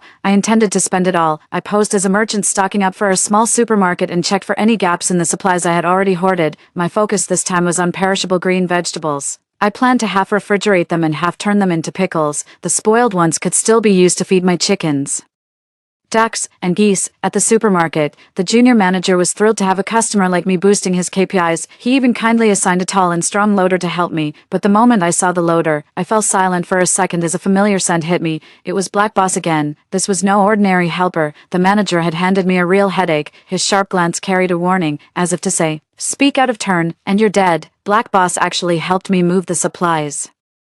Dressed in a supermarket uniform and suppressing his usual thuggish aura, he almost seemed like an innocent young man. I heard the manager call him Jonathan. Seeing a big underworld boss actually carrying stuff for me, his muscles flexing perfectly as he moved, was quite the sight. It pushed my limits, and I couldn't help but feel a bit carried away. "Has your loan sharking business finally gone under?" I blurted out. "Leave it to me to say the wrong thing at the wrong time." He glanced at me sharply. "Even if it has, you still owe me money." Yes, of course," I nodded noncommittally. After all, with the apocalypse just 2 days away, 500,000 might not even be worth a bag of rice. And rice, I had as much as I needed. Maybe my attitude wasn't sincere enough, because Jonathan suddenly stopped what he was doing and frowned at me. "Have you got brain cancer?" I struggled internally, feeling like admitting it would make me seem like a deceitful woman who tricked him out of money and affection before dying, but my conscience got the better of me. "I'm fine. I was just tricking them." Jonathan's expression was unreadable. "Why?" I spoke softly. "They did bad things to me." Jonathan nodded, his tone fierce. "Good. If you didn't pay, I'd kill you." Is this man allergic to romance? How could he still be concerned about this in such a sad atmosphere, after moving almost everything? I prepared to leave. He suddenly asked, "Josephine, if you encountered someone who had deeply hurt you in the past, what would you do?" I thought about it and said seriously, "If a dog bites you, you can't always think about biting back. I'll continue living my life seriously on my own path. But if they come to hurt me again, I'll strike first." Jonathan smiled, a smile that reminded me of the heartthrob I had a crush on in high school. Pure and dazzling, it caught my eye. It wasn't until he looked over in confusion that I hastily shifted my gaze away. As I parted ways with Jonathan, he suddenly said to me, "Little liar, don't go out anymore once you return this time." I sat in the car, puzzled, and tilted my head. Suddenly, the news on the supermarket TV started broadcasting. "Currently, a new virus is spreading in our city. Please wear masks when going out and avoid crowded places." I quickly turned to look at Jonathan. His expression was ambiguous. His lips moved silently, saying to me, "Let's go." I drove home in a panic, thinking I had planned everything well, but I overlooked one thing. The apocalypse might not arrive in an instant. Perhaps, in the densely populated college towns and city centers, signs were already apparent. After reaching home, I immediately turned on the generator, connected the external high-voltage electricity, and retracted the planks across the trench. With mixed feelings, I lay in bed. I even dreamed about Jonathan, his enigmatic gaze flashing back and forth in my mind. That night, I didn't sleep well. 2 days before the outbreak of zombies, I dared not go out anymore. I began to tally up my final gains and, with my current supplies, I made a 10-year plan. Only disciplined and restrained use of supplies can sustain survival in this apocalypse. I've always had the habit of keeping a journal, so this wasn't difficult for me. Most of the food would gradually spoil within 1 to 2 years, though freezing could slow this down. Thanks to preservatives, the supplies I stocked, like instant noodles, canned goods, and compressed biscuits, could last many years without spoiling. However, after 5 years, the main sources of my food must be livestock and aquaculture products. Fortunately, when I was young, I helped my grandmother feed chickens and ducks, and during harvest, I even cut wheat and corn. Because of space limitations, it wasn't possible to build a large greenhouse in the villa's garden, so I crafted a simple one myself. After recording, I entered the kitchen to pickle the large amount of vegetables I had bought the day before into pickles. Seeing these vegetables filling the kitchen, Jonathan's figure suddenly appeared before my eyes. I shook my head. "Stop thinking about it, Josephine. This might be the last time you see him." In a world where life is cheaper than dirt, everyone is struggling to survive. I just want to lie flat in my villa. And Jonathan, from the first moment I saw him, I knew he was someone to break new ground. He and I are from completely different worlds. I stored the pickled vegetables in the villa's cellar. After a busy day, I treated myself generously. Despite hoarding so many supplies, I couldn't help but indulge. For dinner, I had sugar and vinegar spicy shrimp and winter melon pork rib soup. It tasted great, even if there's no room for culinary creativity in the apocalypse. For 3 years, my cooking skills haven't gotten rusty. Having experienced the apocalypse before made me particularly cherish food, and I finished all the dishes with 2 bowls of rice. After dinner, I started binge-watching a series. Watching this half-finished series, I felt regretful. If I don't subscribe to premium viewing, this series will just be buried. Will the male and female leads with such different identities end up together in the end? Damn, I really want to know. Just as the plot reached its climax, sudden noisy shouting came from outside. Josephine, open the door quickly. Josephine, something's happened. Let us in. It was John and Mila. My face instantly hardened, eyes filled with gloom. As I left the room, I took the gun I had bought from Jonathan. Josephine, why won't you let us in? How can you just stand by and do nothing?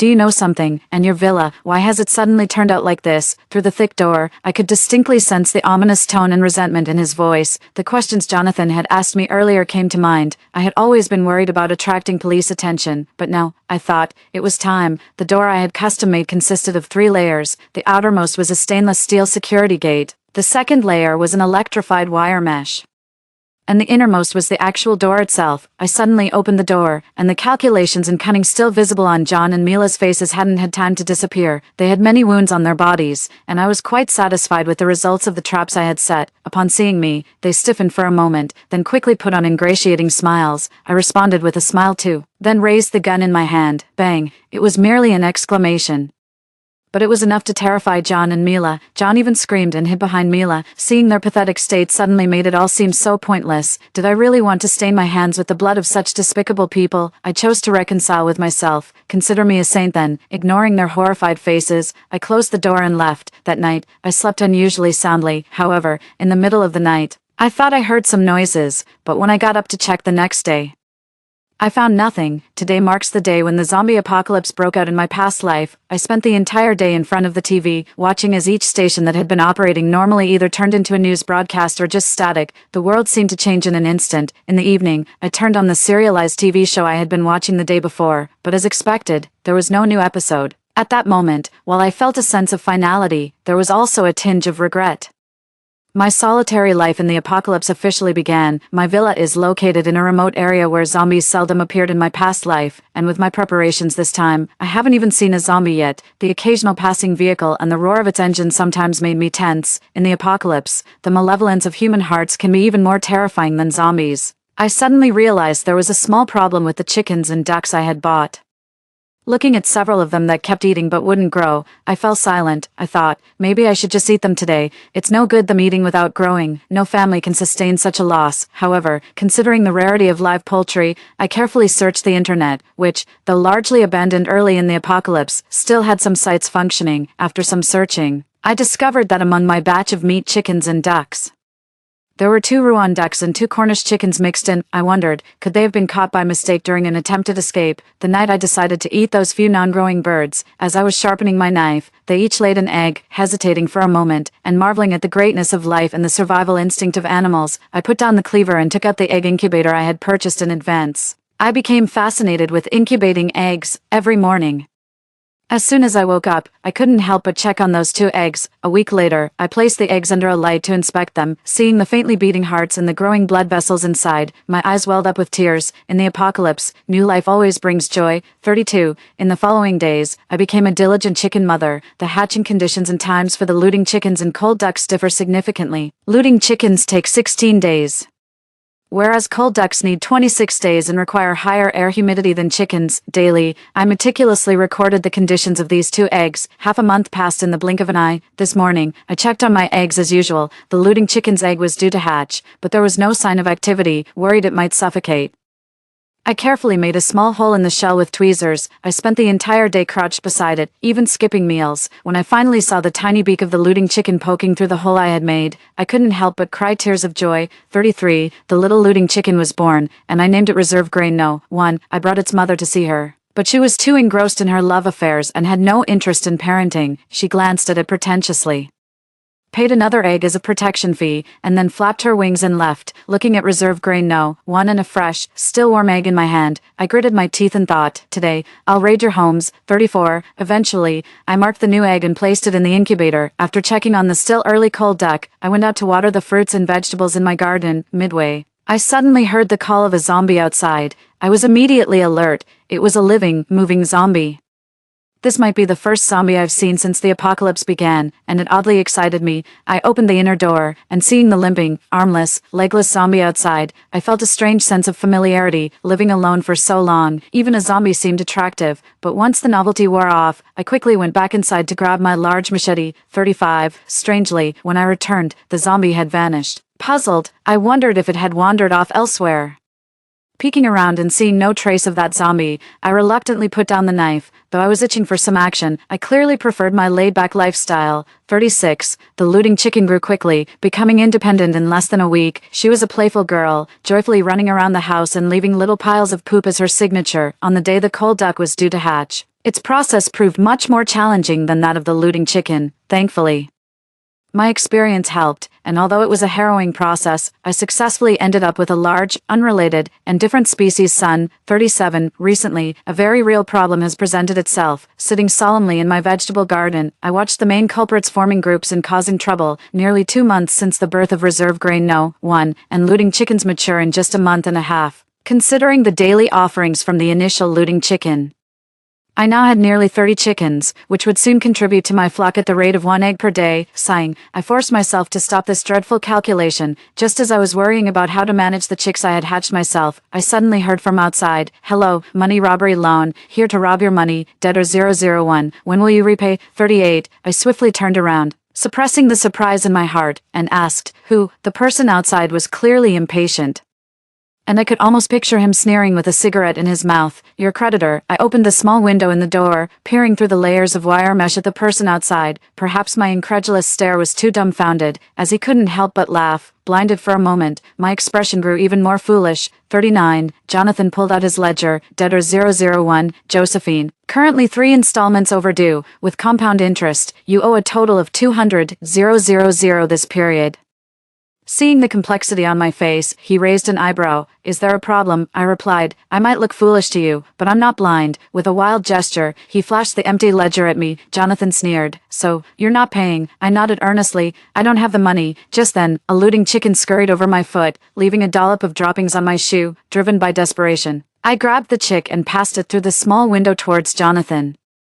As my hand was about to touch the high-voltage wire mesh, he suddenly frowned. Wait, this was the first time I saw Jonathan raise his voice. Startled, my calves trembled again. As I reached up my hand again, he pursed his lips. When he saw the looting chicken in my open palm, his eyebrows almost twisted into knots. Thinking he was dissatisfied with my offering, I pitched it hard. Don't be fooled by its size. It breeds quickly, producing a brood every month and a half. And it tastes almost like real chicken, especially delicious. Jonathan and the small chicken in my palm stared at each other, seemingly still unimpressed. I had no choice but to grab a few more, hoping to win by numbers. Through the door, I handed the chicks to him one by one. I urged him, take them, quick, with the zeal of a watchful mother. After a brief silence, Jonathan took the chickens. The moment our fingers touched, I felt a sting. Later, with too many chicks, Jonathan couldn't hold them all and stuffed them into his pockets. As Jonathan left, I saw reserve food No. 1 peeking out from his pocket. It looked up, its eyes wide, flapping its wings as if questioning my conscience. As he left, Jonathan dropped a line. This only counts as interest. After dealing with Jonathan, I breathed a sigh of relief. I was quite pleased. The overpopulation of looting chickens had been neatly resolved. Today is our country's Lunar New Year. The apple tree I planted in the backyard was also ready for a bountiful harvest. Hearing the familiar sound of pulling a slot machine outside, I peeked through the peephole and opened the door. Seeing my attire, Jonathan paused for a second. What are you doing? His tone uncertain. I looked down at my flower jacket, touched my green headscarf, my hand covered in ash, red and green, a sight for sore eyes. I'm picking apples. He seemed skeptical. Here to collect debts again? I asked. Jonathan nodded. I laughed. What a coincidence. I handed him a bag of apples. Use these to offset the debt. Apples, peace fruit, wishing you peace. He took the apples and before leaving, he turned away and said, Happy New Year. I paused, then softly replied, Happy New Year. After my parents passed away, I had gotten used to spending New Year's alone. In these apocalyptic times, resources are precious. So I didn't indulge excessively and made a few exquisite dishes. I took out the sausages I had made with a sausage stuffer, well cured and tasty. Maybe next time Jonathan comes, I could use these to offset the debt. Suddenly, I realized, today, Jonathan seemed especially gullible, satisfied with just a few apples. I hope he stays this way. Amen. Tonight, I pulled out an old book I had scavenged before the apocalypse, and read it with great interest. After turning on the light for a while and finishing my reading notes, I went to bed early that night. I had a wonderful dream. In the dream, there were my parents who had passed away early, and no zombies. Time flies, and soon after the new year, we're heading towards April. Recently, I unexpectedly found tadpoles in my pond, already growing hind legs while still dragging their tails. So, let's discuss a controversial topic from the perspective of the origin of the universe. Which came first, the chicken or the egg? There aren't any frogs in my pond, so where did these tadpoles come from? Worried about the tadpoles being eaten by fish, I set aside a separate part of the pond for them. In the following days, I joyfully awaited my tadpoles to grow into bullfrogs, and then turn into spicy bullfrog dishes, until Jonathan showed up again. When I mentioned that next time I might be able to offer him some bullfrog, he fell silent for a second, then, with an indescribable look, he said, "Josephine, did you know, the tadpoles from March to April are all toads?" I was surprised and slowly widened my eyes. I angrily shut the door, blocking out Jonathan's mocking laughter on the other side, and adamantly refused to provide him with any offerings this time. If I can't have bullfrog, neither can you. No one gets to benefit. I checked on the only still functioning website. Indeed, tadpoles in early spring, March and April, are all toads. Frog tadpoles aren't around until May. During winter, toads burrow into the mud, digging with their well-developed hind legs, to hibernate in caves. It seems that toads must have snuck into my pond to hibernate at the onset of the apocalypse. I had no choice but to reluctantly scoop all these tadpoles out. Although toads are beneficial for crops, I really can't stand their appearance. Just as I had bagged all the tadpoles and was wondering how to kill them, suddenly, I heard from outside, "Hand them all over to me once you're done.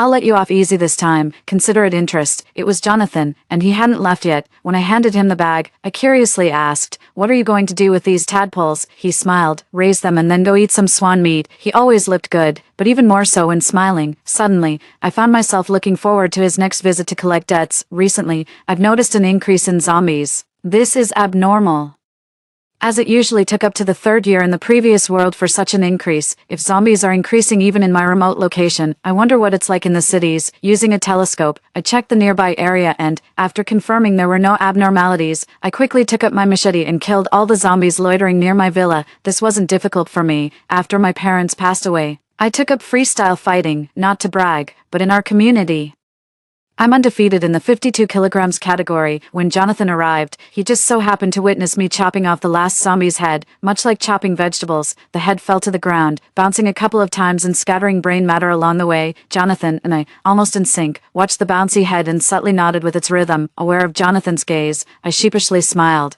the blade of my large machete still dripping with an indistinct fluid. The atmosphere was both eerie and somewhat comical. 47. As I entered the house, Jonathan watched me, but I hesitated to invite him in. Given the state of the world, I held back from speaking. Fortunately, Jonathan seemed to disdain the taste of my bunker-like abode and showed no desire to come in. We had an unspoken agreement. He would visit periodically, and I would prepare supplies for him in advance. This time, I had prepared a basket of potatoes. June was the season for ripe potatoes. Unexpectedly, he refused to take them. I stared at him incredulously, wondering if he had lost his mind. In a world like this, to refuse even potatoes, how inflated must his ego be? But he simply said, "Josephine, don't go out anymore. Don't worry about the zombies outside. Someone will handle them." I blinked, not quite understanding his meaning. Someone to handle it. Are they going to use a forklift to move the zombies away? Jonathan gave me a look that made me feel as worthless as rotting wood. 48.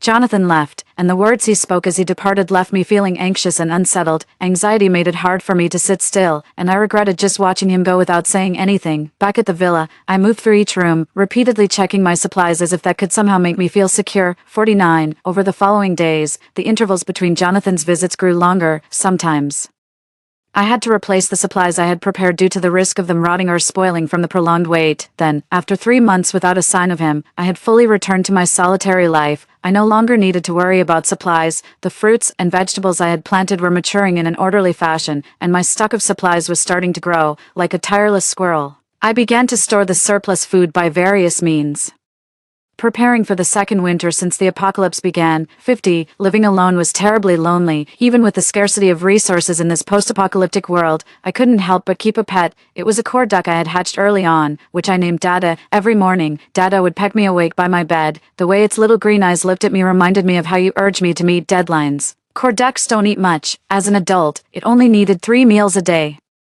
Besides its special duck feed, I'd also give it some spoiled vegetables. Dad, I wasn't picky at all. A real garbage disposal. I was very satisfied with its practicality. 51. Before the official onset of winter, Jonathan appeared again. At that time, I was harvesting radishes, imagining the various dishes and pickles I could make with these plump, large radishes. He appeared silently at the door, and I ran to open it as if by telepathy. Seeing Jonathan, he looked thinner and darker, his body reeking of blood and a gloom that seemed too dense to dissipate. He appeared exhausted. Tentatively, I asked, "Are you here to collect a debt?" He shook his head. "I came to see you." At that moment, my heart felt like it would leap out of my throat. He looked at my suddenly widened eyes and faintly curled his lips. Just as he was about to turn and leave, I suddenly spoke out, "Jonathan, would you like to come in and sit for a while?" He turned back to look at me, his brow furrowed. "Josephine, you still haven't learned." His suddenly stern tone made me feel a pang of sourness and grievance. 52. Jonathan left, and I had a feeling that this time, he might not return. 53. Another winter has arrived. During this season, there are few green leafy vegetables available for consumption. Cabbage, spinach, and radishes are among the few that can withstand the cold. The piglets I bought before the apocalypse have grown and produced offspring twice, once they started breeding.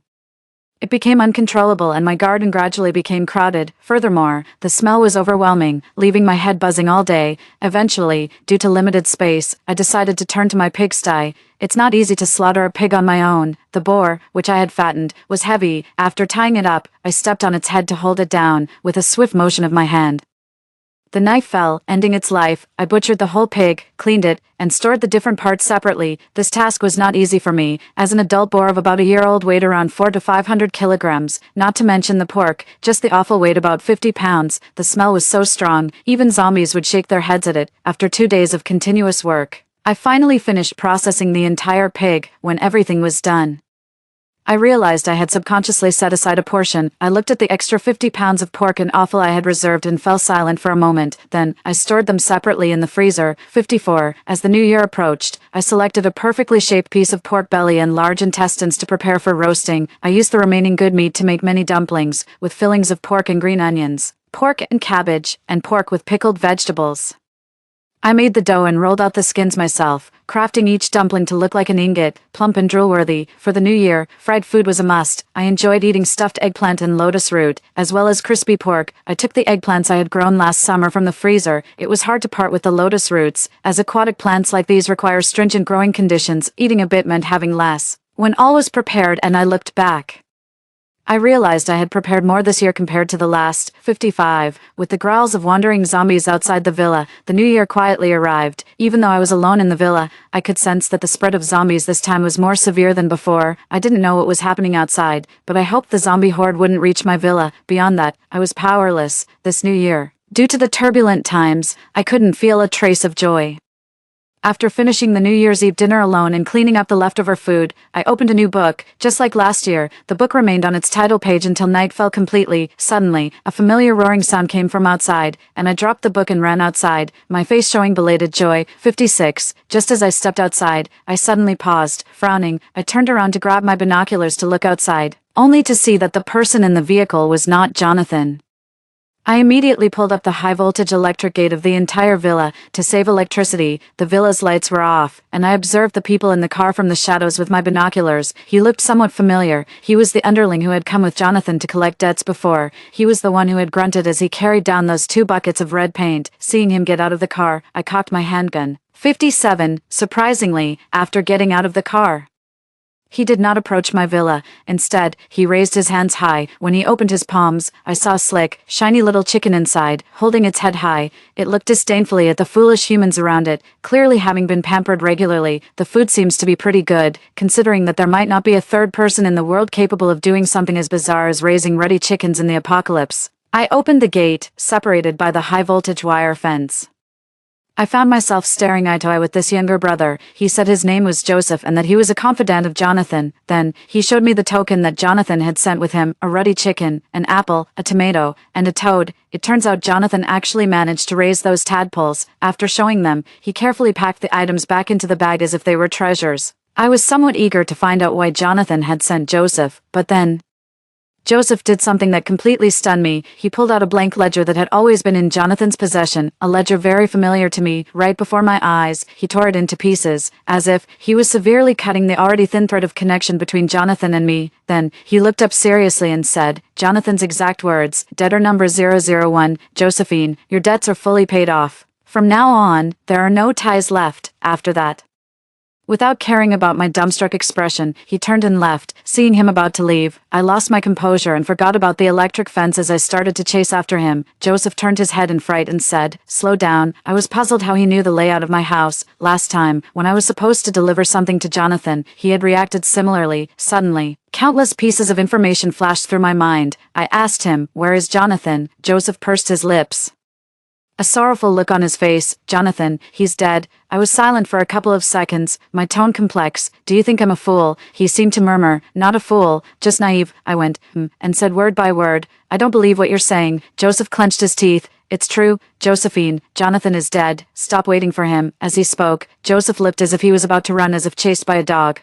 There might be some misunderstanding here, I said. I wasn't waiting for him. Caught off guard by my response, Joseph suddenly stopped leaving. He turned around furiously, looking at me as if I were a swindler. It was he who had started this, and now he seemed outrageously angry. Angrily, he said, why wouldn't you wait for him? Do you know with Jonathan's status, what kind of woman couldn't he have, now at the base? Even those former high society ladies and top celebrity women, each one clings to him. He hasn't even glanced at them because of who. It's all because of you. I don't know what kind of spell you've cast on him with all these little chickens and ducks. Yes, and that toad. Giving him a toad got him so obsessed he could be happy all day staring at that ugly thing with bubbles all over its head. Saying this, seemingly unable to contain his anger, Joseph pulled the toad out of the bag and thrust it towards me, facing this ugly creature. I couldn't help but look away. Joseph got even angrier. Jonathan treasures the thing you don't even want to see. Do you know how the base is now overrun with ruddy chickens to the point where Jonathan never lets us eat them? Someone who secretly ate a few got assigned by Jonathan to spend a week on the search team's vanguard. I really didn't know how to respond, but that didn't stop me from grinning ear to ear. Seeing me like this, Joseph seemed to suddenly find some balance. He straightened his face and told me a lot of things. As he was leaving, he said very seriously, Josephine, sister-in-law, I call you sister-in-law. Can you wait for Jonathan? I learned a lot from Joseph. The first thing was about John and Mila. After scaring them with a gun that day, I lost all contact with them. I thought they had fled elsewhere. Unexpectedly, they actually died under the high voltage of my villa's electric fence that very night. That night, the noises I faintly heard in my dreams were of John and Mila getting electrocuted, and Jonathan having their bodies dealt with. Moreover, there's the occasional roar of vehicles near my villa. Joseph said that Jonathan sends people regularly to clear the zombies around my villa's perimeter. Not just zombies, but also those who covet my villa are secretly dealt with by Jonathan's men.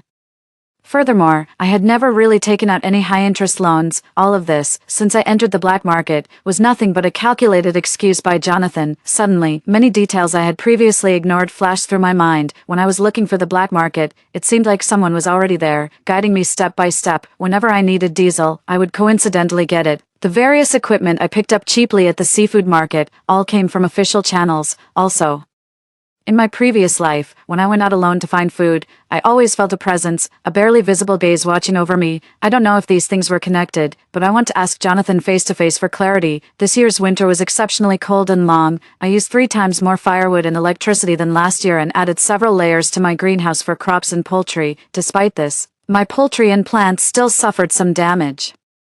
Every morning I would find frozen dead poultry or vegetables. Sometimes it was chicks, sometimes fish, sometimes it was cabbage. Even those that didn't die looked wilted. They huddled together to stay slightly warm. Looking at the lone winter-sweet flower proudly standing on its branch in the garden, I secretly hoped that winter would pass quickly. Fortunately, by May, it finally began to warm up. I noticed that after this long cold winter, the number of zombies had greatly decreased in my past life.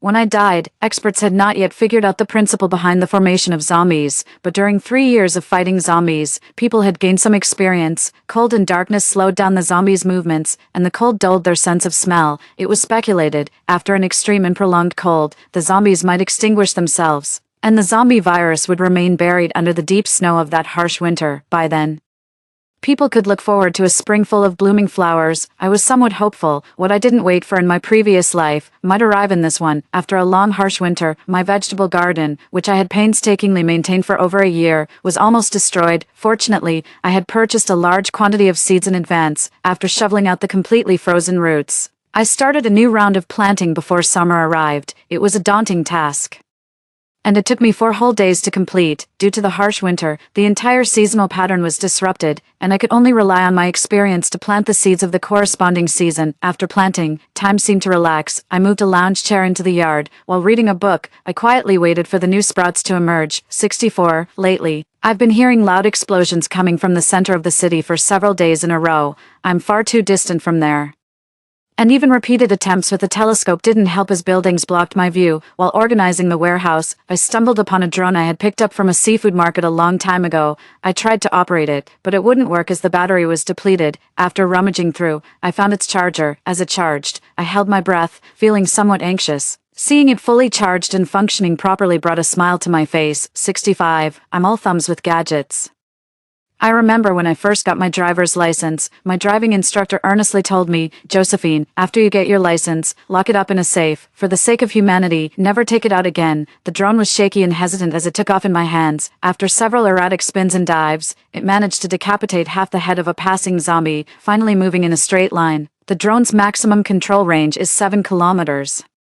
Which is still too short from my villa to the city center, but through the drone's camera feed, I discovered that the loud explosions I've been hearing were actually humanity's onslaught against zombies. The area the drone could reach had few zombies left, and the fiercest battle now was in the city center where the zombies were most concentrated. This victory seemed almost within humanity's grasp. Retrieving the drone, my emotions were stirred for a long time. 66. One morning a week later, I was suddenly awakened by a huge commotion coming from the city center. Even from my distance, the noise was substantial, suggesting a grand scene at the center. I had a strong premonition that the apocalypse was over. At least, in my city, it was over. In that moment, my eyes welled up with tears, relieved, yet I felt somewhat lost. 67. That day, I sat alone in my vegetable garden all day, seemingly sensing my unusual mood. Even the usually carefree Dada couldn't help but wobble over and look at me with its snout. It pecked at me. I pushed it away, and said seriously, "Don't disturb me. I'm thinking." Seeing me staring into space solemnly, Dada jumped into my lap, and we sunbathed together. As I basked in the warmth, I grew sleepy. In a drowsy state, I thought I heard a familiar lazy, dragging voice outside. Opened the door, I jolted awake, and Dada fell to the ground, confused and startled. 68. I turned my head straight towards the door, almost burning through it with my gaze. I wasn't sure if it was a dream or reality. I strained my neck to listen, but this time, I heard nothing. I laughed at myself mockingly. "Josephine, you really do seem like a distressed wife now." Jonathan was right. I never learned. I'd never loved John. Agreeing to his advances was only because I felt lonely and craved familial warmth. I had long realized his affair with Mila, and not only was I not angry, I was even relieved that I could justifiably refuse his physical advances, not understanding why I suddenly felt so gloomy, enveloped by a somber mood. Dada was a bit perplexed. Quack. The next second, "Josephine, are you expecting your duck son to open the door for you?" I suddenly stood up with a whoosh and swiftly pulled the door open. Seeing the person outside, separated by the wire mesh, I remained silent. Noticing my defiant expression, Jonathan suddenly burst into laughter. "Josephine, you really are something. I haven't seen you in a while, and you've even managed to gain some weight." What kind of thing is Jonathan saying? Having a good appetite is a blessing, and as for fairy matters, he should mind his own business. Jonathan had lost weight, almost to the point of being unrecognizable. His hair had grown longer and his stubble looked prickly. Even through the distance of the door, I could smell the strong scent of gunpowder on him. He must have been involved in the recent siege downtown, and it's very likely he had just returned from the front lines. Was he here to share the joy of victory with me? After observing him for a while, I couldn't help myself. "Jonathan, how could you let yourself go like this?" He frowned at me, as if puzzled why I would even speak. We stood there in silence for a while, the atmosphere strange, and my big toe couldn't resist starting to fidget. "I'm leaving," he said. That suddenly made me angry. I asked him, "Jonathan, do you like me?" He was taken aback, and before he could respond, I became completely unrestrained. "Whether you like me or not, I'm laying it out today. I like you." He seemed utterly baffled by my words. For the first time, I experienced the joy he felt when he used to watch me act foolish. After a while, he came back to his senses. He chuckled. "Josephine, Such words shouldn't be initiated by a girl. It seemed like there was no one else in the world I cared about. I told him, a fairy gets what she wants. I kicked the iron door open, and under my fierce momentum, he respectfully stepped aside. Walking up to him, I looked him straight in the eye. This was the first time I stood this close to Jonathan. Stay today, I said. Then, I grabbed his hand and led him inside. He was pulled along for a couple of steps. And just as he was about to step through the door, he suddenly grasped my wrist. Surprised, I turned to look at him. He looked at me seriously, asking, Josephine, I am a grown man. Do you understand what it means when you say these things to me? I replied, of course I know. Jonathan, you've already taken the 99 steps. Why falter at the last one? Wasn't it you who provoked me first? Hearing my words, Jonathan laughed. A mischievous gleam in his eyes. The next second, he took charge, pulling me towards the house with an urgent air. Inside the house, enveloped by its cozy atmosphere, Jonathan and I seemed to finally snap out of our reckless mood, and just standing there felt awkward. Pretending to be casual, I said, there's hot water in the electric heater that I filled up this morning. Go take a shower. I'll get my dad's old razor for you. Oh, and maybe shave your head too. Your hair is almost covering your eyes. Jonathan hummed in agreement, and then let me fuss over him.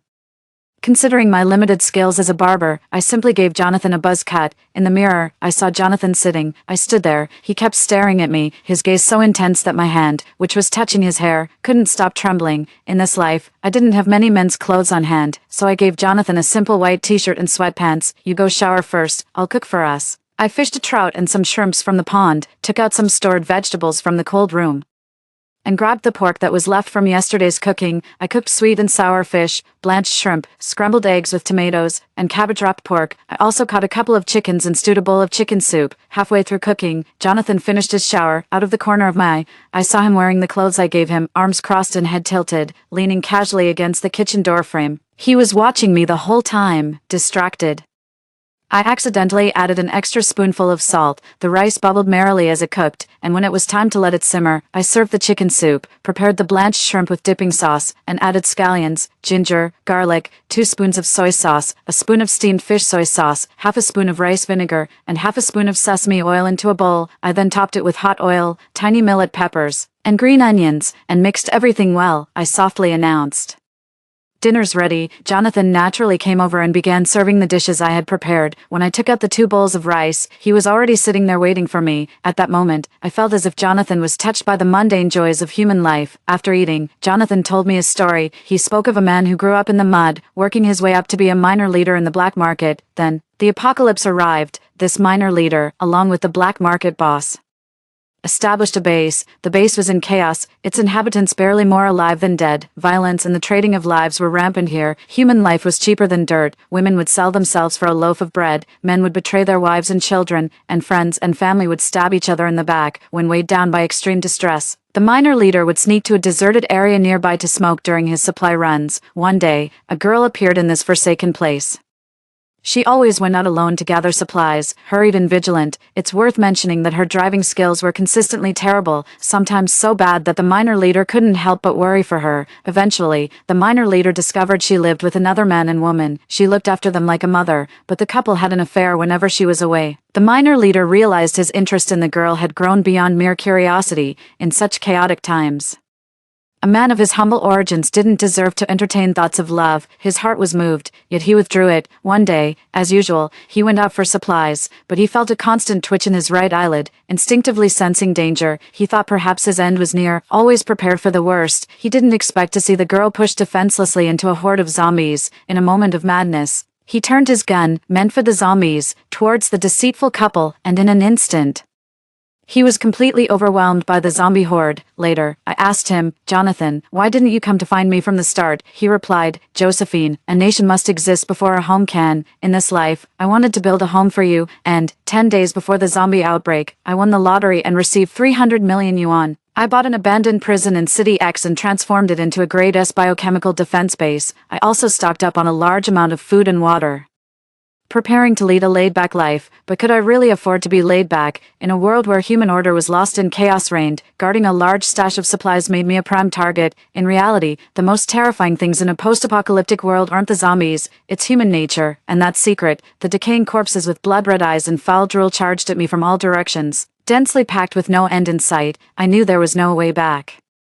Staring at the mountain of cash before me, I reluctantly pulled the trigger in my hand, only to find there were no bullets left. Ultimately, my brief and frustrating life ended under the relentless tearing of countless zombies. A bright light stung my eyes, and as I opened them, my blurry consciousness slowly began to clear. I looked around at the familiar yet dilapidated surroundings, my face filled with utter confusion. Wait, hadn't I died in the zombie apocalypse? How did I end up back here? Could it be that I had been reborn? In disbelief, I pinched the black and white face of dog Jojo beside me, ow, accompanied by Jojo's unique, duck-like yelp. I finally convinced myself that I truly had been reborn. I glanced at the time on my phone, July 20th, 2035, 10:20 a.m. There were exactly 11 days until the apocalypse. Only 10 minutes had passed since my lottery win had been deposited. In my previous life, after receiving the 300 million, I had bought luxury cars and a mansion, withdrawing the remaining money to pile up in my home, indulging in a lavish lifestyle akin to that of a wealthy tomato tycoon. However, my ostentatious life lasted only 11 days before the zombie outbreak erupted. Thus, the initial scene unfolded where I guarded my mountain of cash and was dismembered by zombies. Now given a second chance, I was determined not to make such foolish mistakes again. While internally reviewing how foolish my past self had been for 1 minute and 57 seconds, Jojo, unable to hold back, let out another one of his uniquely charming duck-like yells. Jojo was a dog I owned, specifically a husky. Being an orphan with no relatives, Jojo was my only family. Jojo bared his teeth and frantically pawed at the ground, his eyes brimming with tears as he vented his grievances, questioning why I had pinched his handsome face. If I didn't provide a satisfactory explanation, he threatened to end it all with me. After I threw him a chicken leg, he abandoned his grudge and lay on the ground, contentedly enjoying his treat, having recovered from the shock of rebirth. I quickly began to plan my next steps. The zombie virus had leaked from a biochemical lab in City X. Once released, it spread across the globe at lightning speed. Initially airborne, the virus turned infected individuals into zombies within a day, who would then bite others. Those bitten would turn into zombies within 10 minutes. In just 3 days, 90% of the global population had turned into foul-smelling zombies. By the 5th day, 95% were infected. It was on the 5th day that zombies breached my mansion, surrounding and devouring me. By then, humanity had no countermeasures in place, and human order had completely collapsed. So, after being reborn, I was very clear about one thing. In the apocalypse, you can't rely on anyone but yourself. I took a deep breath and glanced at the time again, July 20th, 2035, 10:25 a.m. With less than 11 days until the zombie outbreak and the onset of the apocalypse, just 10 days, 23 hours, and 55 minutes remaining, I needed to devise a plan and act immediately. After the zombies emerge, the 3 most essential items will be scarce: clean food, clean water, and a sturdy defense base. Without these, facing countless zombies means certain death. So, I quickly formulated a plan. From my previous life, I remembered that on the outskirts of City X, there was an abandoned prison for sale. Due to its exorbitant price and impracticality, it had been on the market for over a year without a buyer. In terms of sturdiness, few places could rival a prison. Without any hesitation, I contacted the seller. I spent 50 million to buy this abandoned prison. The seller looked at me as if I was a fool as I paid the money, received a bunch of keys, and registered various biometric codes. The seller probably thought I was an idiot. In the eyes of a normal person, only a nouveau riche fool would spend 50 million on such an impractical property, probably just for show. I didn't care about the seller's opinion. Let them laugh all they want. They'll see when the apocalypse comes. I meticulously inspected the prison. It was massive, with hundreds of cells capable of accommodating thousands of people. Besides that, there was a dining area spanning hundreds of square meters, various offices, laundry rooms, and thousands of square meters of recreational space. The prison walls, constructed from bricks, cement, and reinforced steel, were 6 meters high, topped with electric fences and various kinds of barbed defenses. With solid steel gates, the prison's defenses were elevated to an extremely high level. The vast space was more than enough to store decades' worth of food and water. I was very satisfied. The 50 million was well spent. However, that was still not enough. After the apocalypse, the number of zombies would be overwhelming. Just in City X, there would be millions of zombies. The prison could fend off a few thousand zombies. But if tens of thousands or more were to attack, I would be done for. Thus, I needed to continue fortifying the prison. July 20th, 2035, 3:20 p.m. As I looked at the time on my phone, a sense of urgency washed over me. The time left for me was running out, and I needed to fortify the prison and purchase supplies as quickly as possible. After purchasing Panstone Prison, I had 250 million left in my bank account. If a person earned 10,000 a month, it would take over 2,000 years to accumulate this much money if one spent 10,000 a day.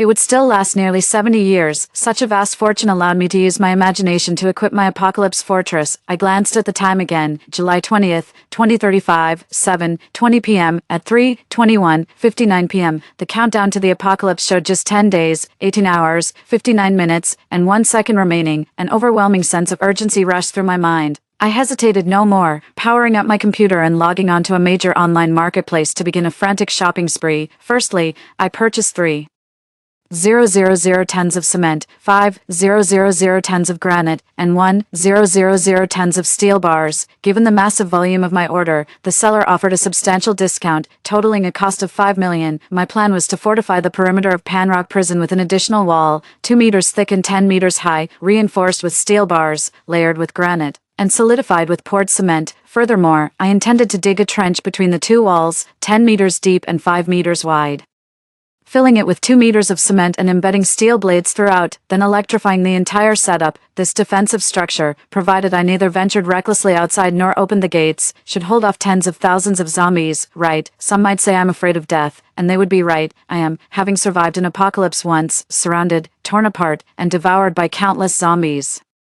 The sheer terror and indescribable nightmare of that experience is something I never wish to endure again. Building such a massive fortification in so little time is a daunting, nearly impossible task, but then again, I have superpowers. With a grand gesture and another $5 million spent, I hired a team of 500 professionals, instructing them to complete the project within 5 days.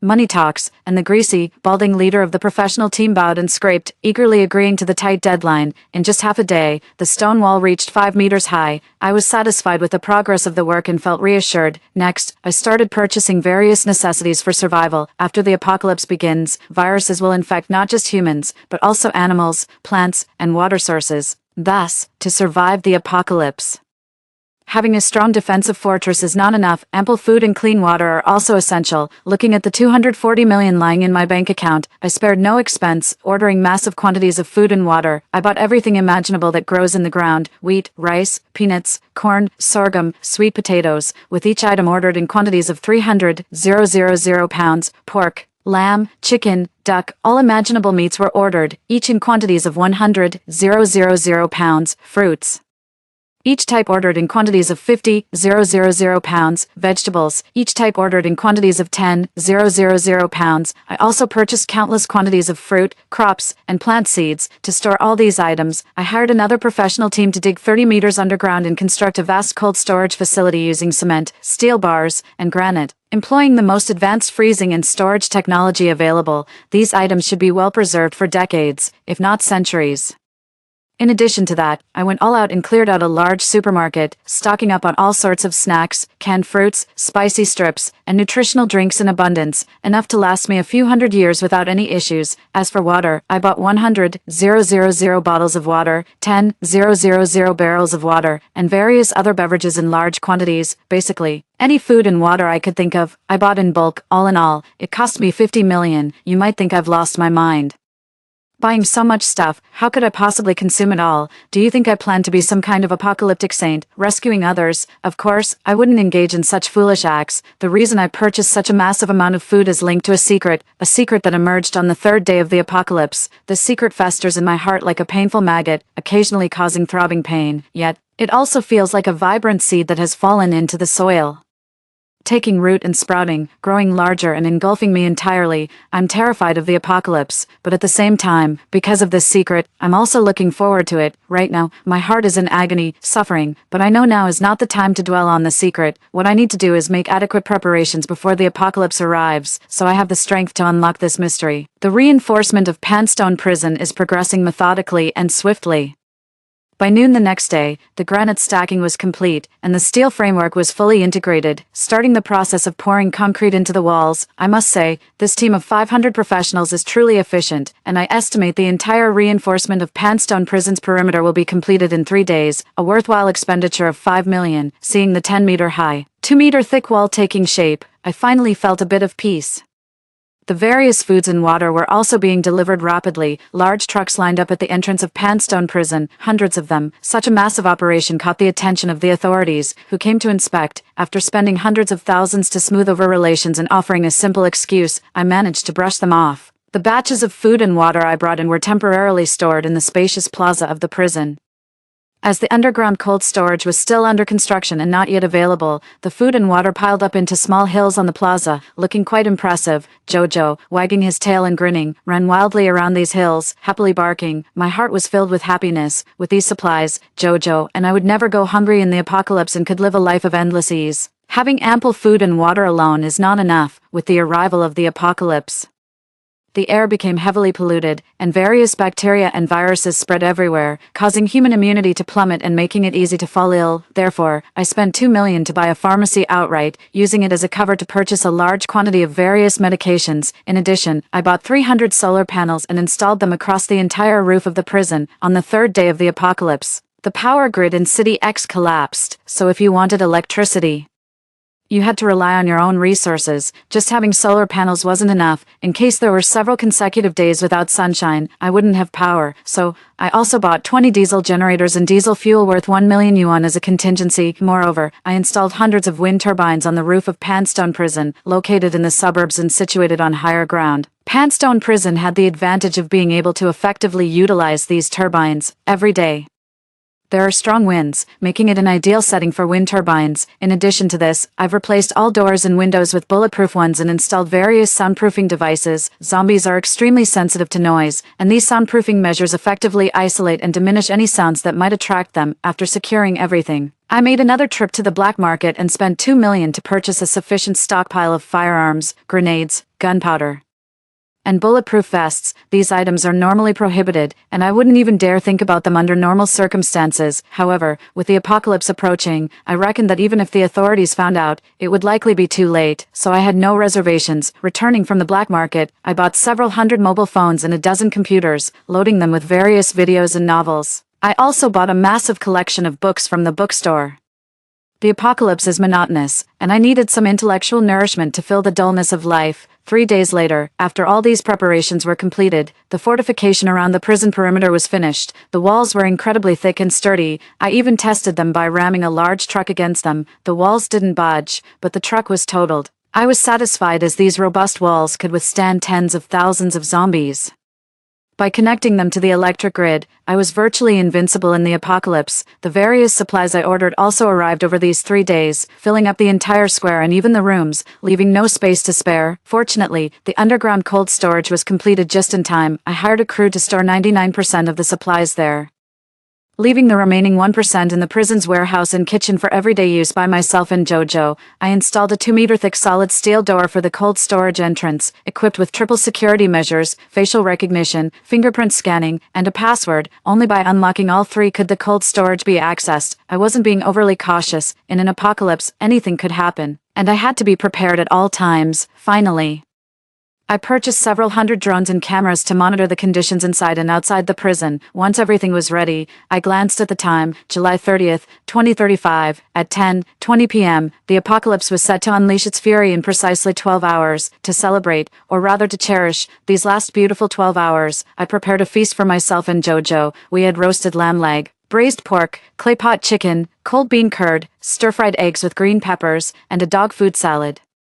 among other dishes, filling the entire table. Not forgetting my favorite snow beer. Sitting in the spacious prison yard, enjoying the feast and sipping beer under the sparse stars, I was filled with emotions. This was likely the last peaceful and serene night. Tomorrow, not just City X, but the entire Earth would turn into a living hell. Bang! The next day, July 31st, 2035, at 10:20 a.m., I was abruptly awakened by a loud crash that sounded as if it tore through the sky, causing my ears to ring and my head to feel like it was about to explode. Shaking my head, it took a full minute before I regained clarity. Grabbing a high-definition telescope, I took the elevator up to the 50-meter high observation tower. I had this lookout tower specially built to monitor the surroundings of Pan Rock Prison, mainly in anticipation of a secret that was soon to be revealed. Now, it seems to have come in handy. I raised my binoculars and looked towards the northwest, where thick smoke billowed, a sign of impact about 5 kilometers from my location, right at the site of a biochemical lab known for a virus leak. Through the binoculars, I could clearly see the reality before me. A helicopter had crashed into the biochemical lab, igniting fierce flames and leaving ruins in its wake, a rather gruesome scene. However, what worried me most was not the crash itself, but the aftermath. In my previous life, at this exact moment,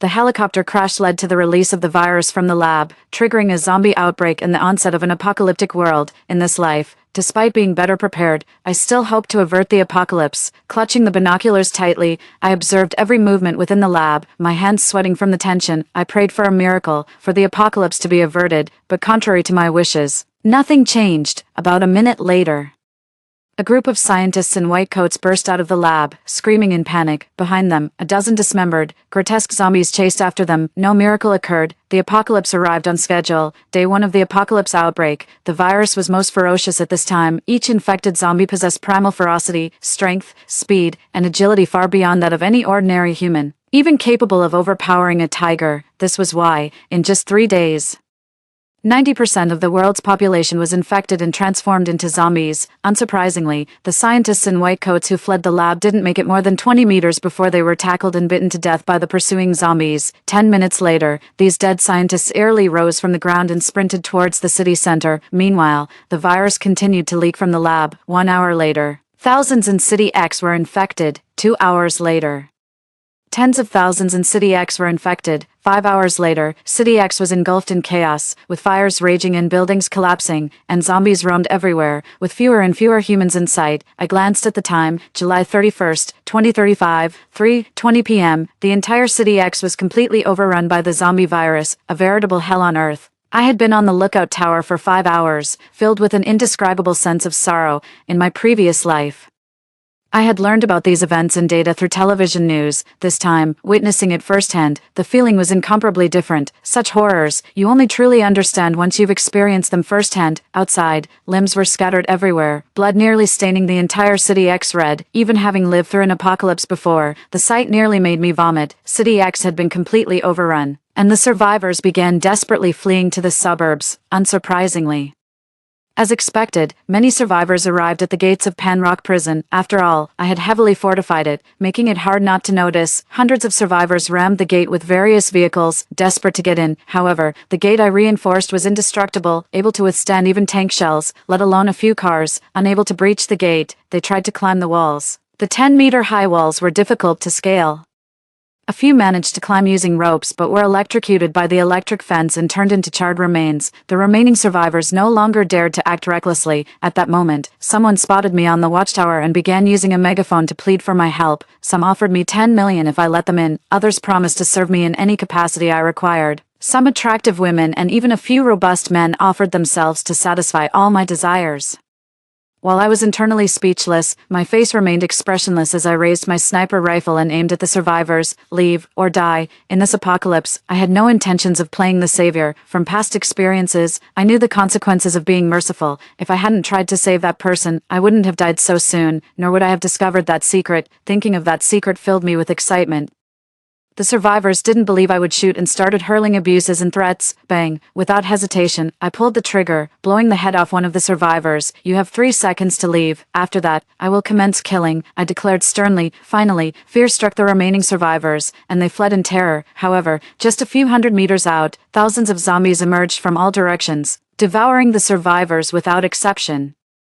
The zombies also noticed me on the watchtower and began charging, hitting the gates and the walls. Some climbed the walls but were incinerated by the electric fence. At that moment, I was grateful for the foresight of building the 10-meter-high wall, which now protected me from becoming zombie food. After several hours, thousands of zombies attacked but failed to damage my walls. Eventually, attracted by other fleeing survivors, they moved away from Panrock Prison. As night fell, I surveyed the area using cameras and drones.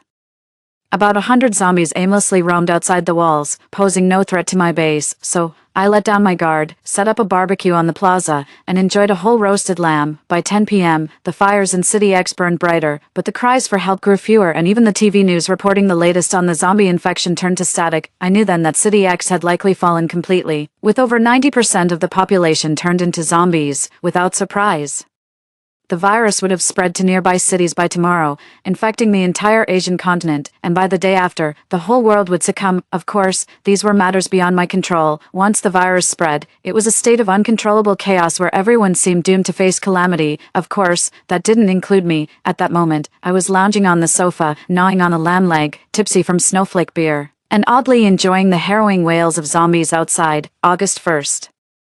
20:35, 9 a.m. I woke up groggy and climbed back to the lookout tower, observing the situation outside through a telescope and drones. By then, the fires in City X had gradually died down. Occasionally, a few survivors could be seen on the streets, but their numbers were negligible. The city was overrun with groups of roaming zombies. City X had truly turned into a hell on earth, for others perhaps. But for me, was it almost like paradise, not feeling hungry in the morning? I simply made some preserved egg and lean pork congee and ate 2 pork and scallion buns. Jojo, on the other hand, had a great appetite. Ever since enjoying a roasted whole lamb feast with me the previous night, he had lost interest in his regular dog food and began crazily devouring various meats. If denied, he would bare his teeth, even throw tantrums on the ground. I had enough stirred meat that even if I was alone, I couldn't possibly finish it in 10,000 years, so it didn't matter. Whatever Jojo wanted to eat, I let him, indulging him. He gnawed on half a lamb leg early in the morning, looking at Jojo with his belly swollen, lying on the ground content as if he just stepped out of a bath. I couldn't help but think that being my dog in this apocalypse wasn't too bad. The day passed uneventfully. For lunch and dinner, I had hearty meals, and Jojo feasted as well. After 2 days of feasting, Jojo's look of disdain was replaced with one of admiration. Even occasionally nuzzling my toes like a docile cat. Could it be that with the apocalypse, his intelligence had mutated, learning to please me? This wasn't his usual style. Finally, I shamelessly attributed Jojo's change to my handsome looks and unique charisma. Besides meal times, I spent an hour playing with Jojo, and the rest of my time immersed in video games and movies. Having grown up an orphan and struggled through life, I had never experienced such comfort and enjoyment.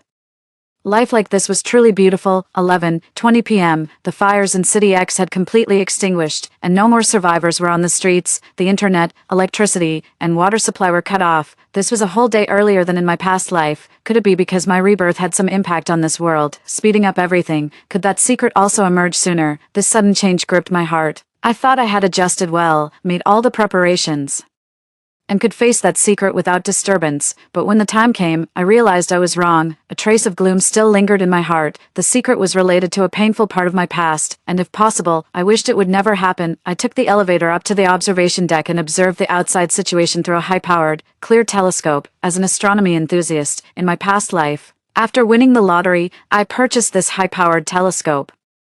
When the apocalypse arrived, it helped me avoid several waves of zombies and observe the situation in City X. Without it, I might have perished on the first day of the apocalypse. At this moment, standing on the observation deck and looking at the dark City X, I compared it with my memories from the past life and realized that the timeline had indeed moved forward. Everything was happening a day earlier. Exactly 24 hours ahead. I took out my phone and glanced at the time, 11:25 p.m. in my past life.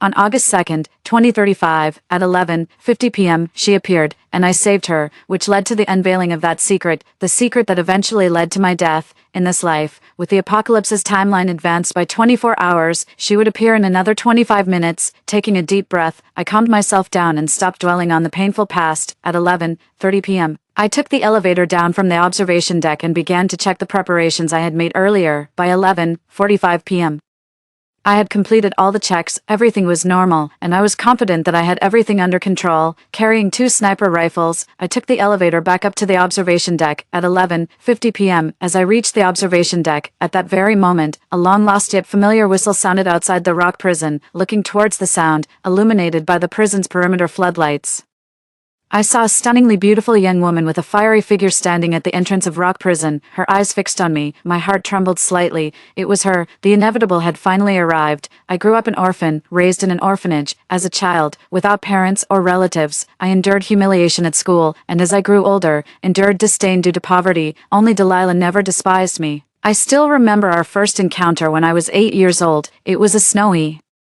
windy winter noon, and I was being humiliated by a group of bullies at school, being spat on. When she appeared just in time, drove the bullies away, and saved me. From then on, we became best friends, inseparable, attending the same elementary, middle, high school, and university, and even after graduating, we met up every now and then. In my heart, although Jojo was my only relative, Delilah held a place even higher than Jojo. I trusted her unconditionally and shared everything I had with her. But in the end, I discovered that it was all just a meticulously crafted conspiracy, a conspiracy that had been laid out since the moment we met. Her closeness and protection were all because of something on me. In my body, there is something she needs. In my previous life, the reason I was besieged and devoured by zombies on the 5th day was because she orchestrated it. The whistle sounded again as I was lost in thought. A wooden whistle, with a clear call of a cuckoo. This was a unique method of communication between me and Delilah. We had agreed that if we encountered danger and couldn't speak, we would use this wooden whistle to communicate or call for help. Of course, it was Delilah who came up with this idea when we first met when I was 8 years old. In my past life, I never doubted her. I thought it was a wonderful arrangement until I was devoured by the zombies.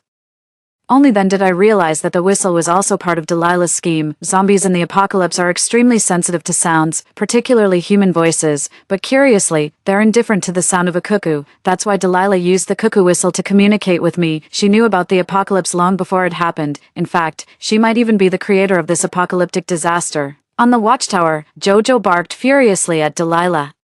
This kind of barking signified extreme alertness, occurring only when facing danger or enemies. Jojo was clever. It had long seen through Delilah's true nature, but in my past life, I was completely oblivious and naively trusted her. But that was in my past life. Delilah would never have dreamed that I would be reborn and return. My thoughts flew back from the distant past, and the complex emotions in my heart cleared. I wore an excited expression, much like the one Delilah had when she came to find me at the villa after the apocalypse had erupted. Delilah is very smart, with strong anti-surveillance skills. Any slight abnormality could tip her off. While she hunted me, wasn't I also hunting her? Therefore, before she walked into the trap I had carefully set, I had to control my emotions and not fail at the last moment. The secrets she held were crucial to me. With those secrets, I might not just survive in this prison.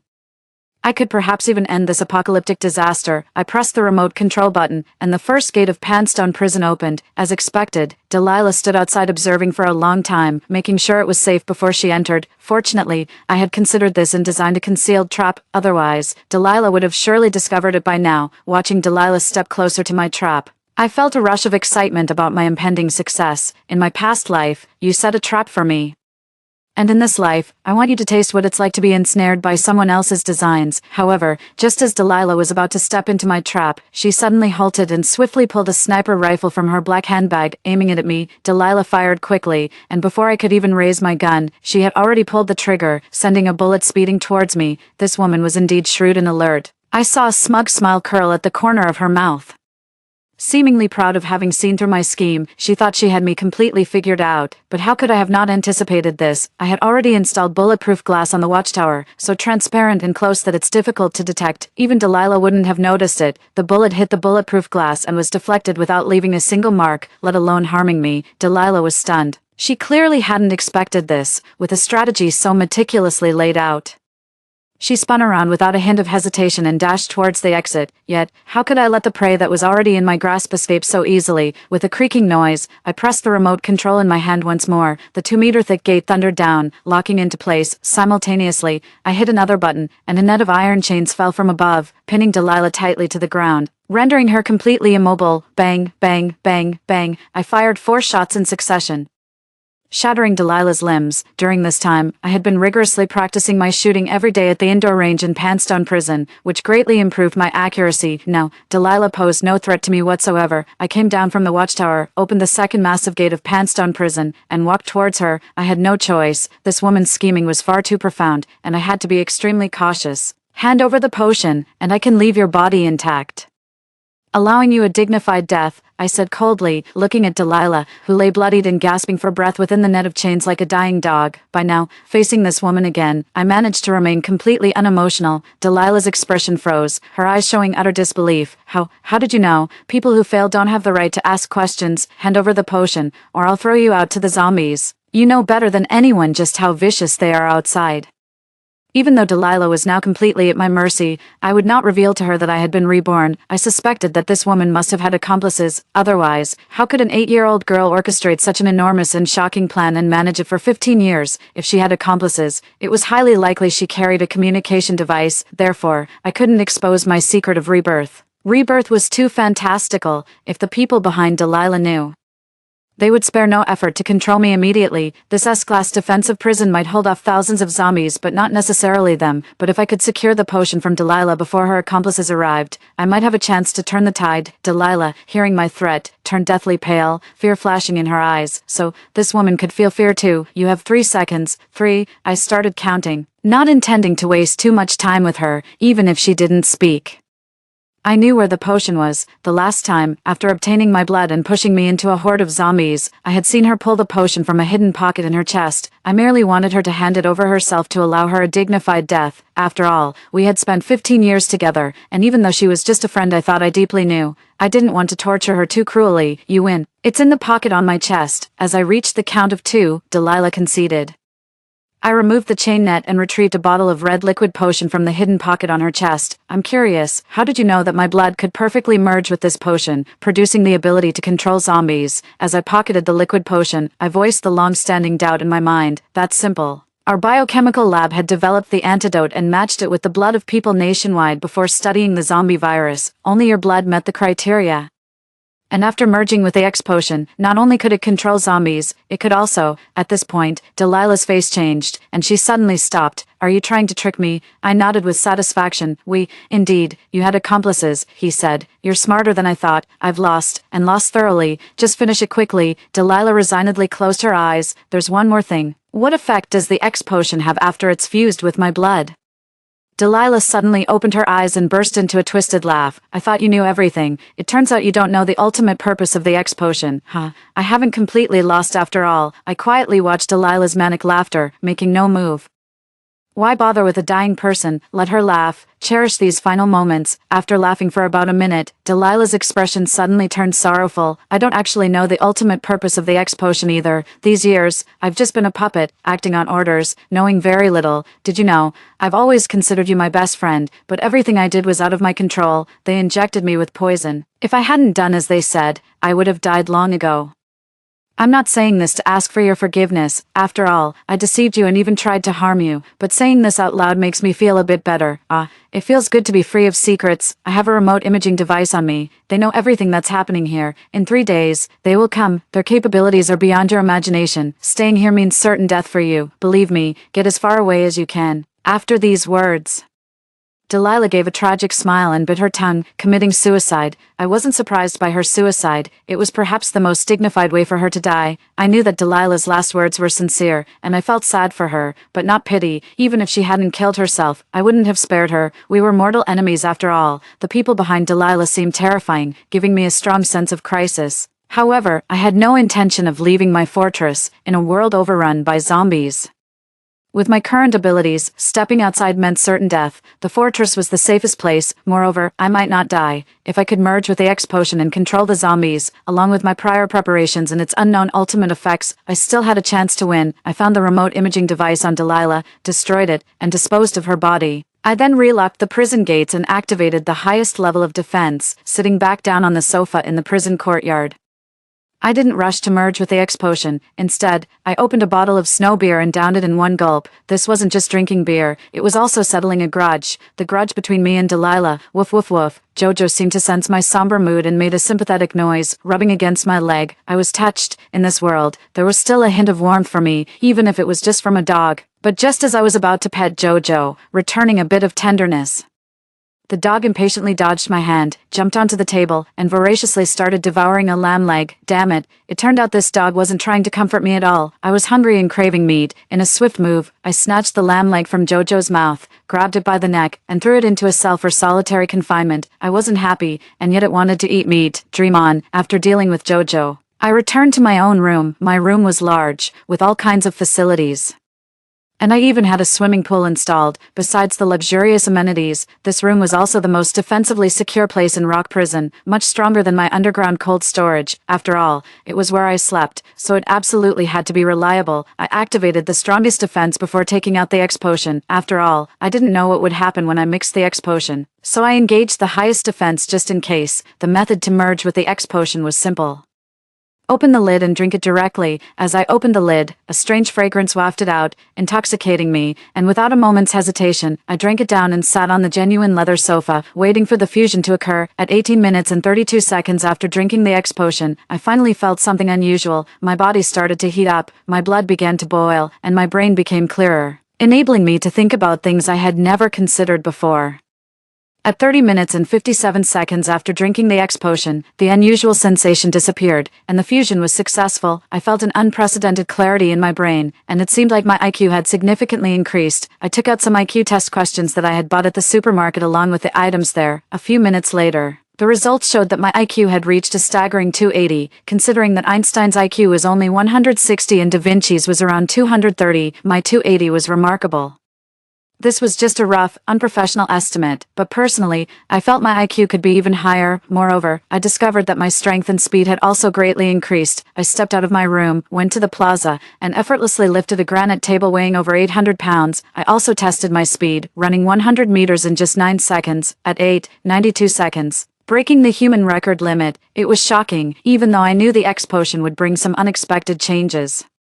The extent of these changes was beyond my expectations and seemed incredible. Moreover, these were just the basic changes brought by the X potion. Its greater effect was supposed to be the telekinetic control of zombies. Could it be that I could now control zombies with my mind? Climbing up to the watchtower, I looked at a zombie outside the fence and issued a command, but the zombie showed no reaction. I tried with another zombie. Still no response.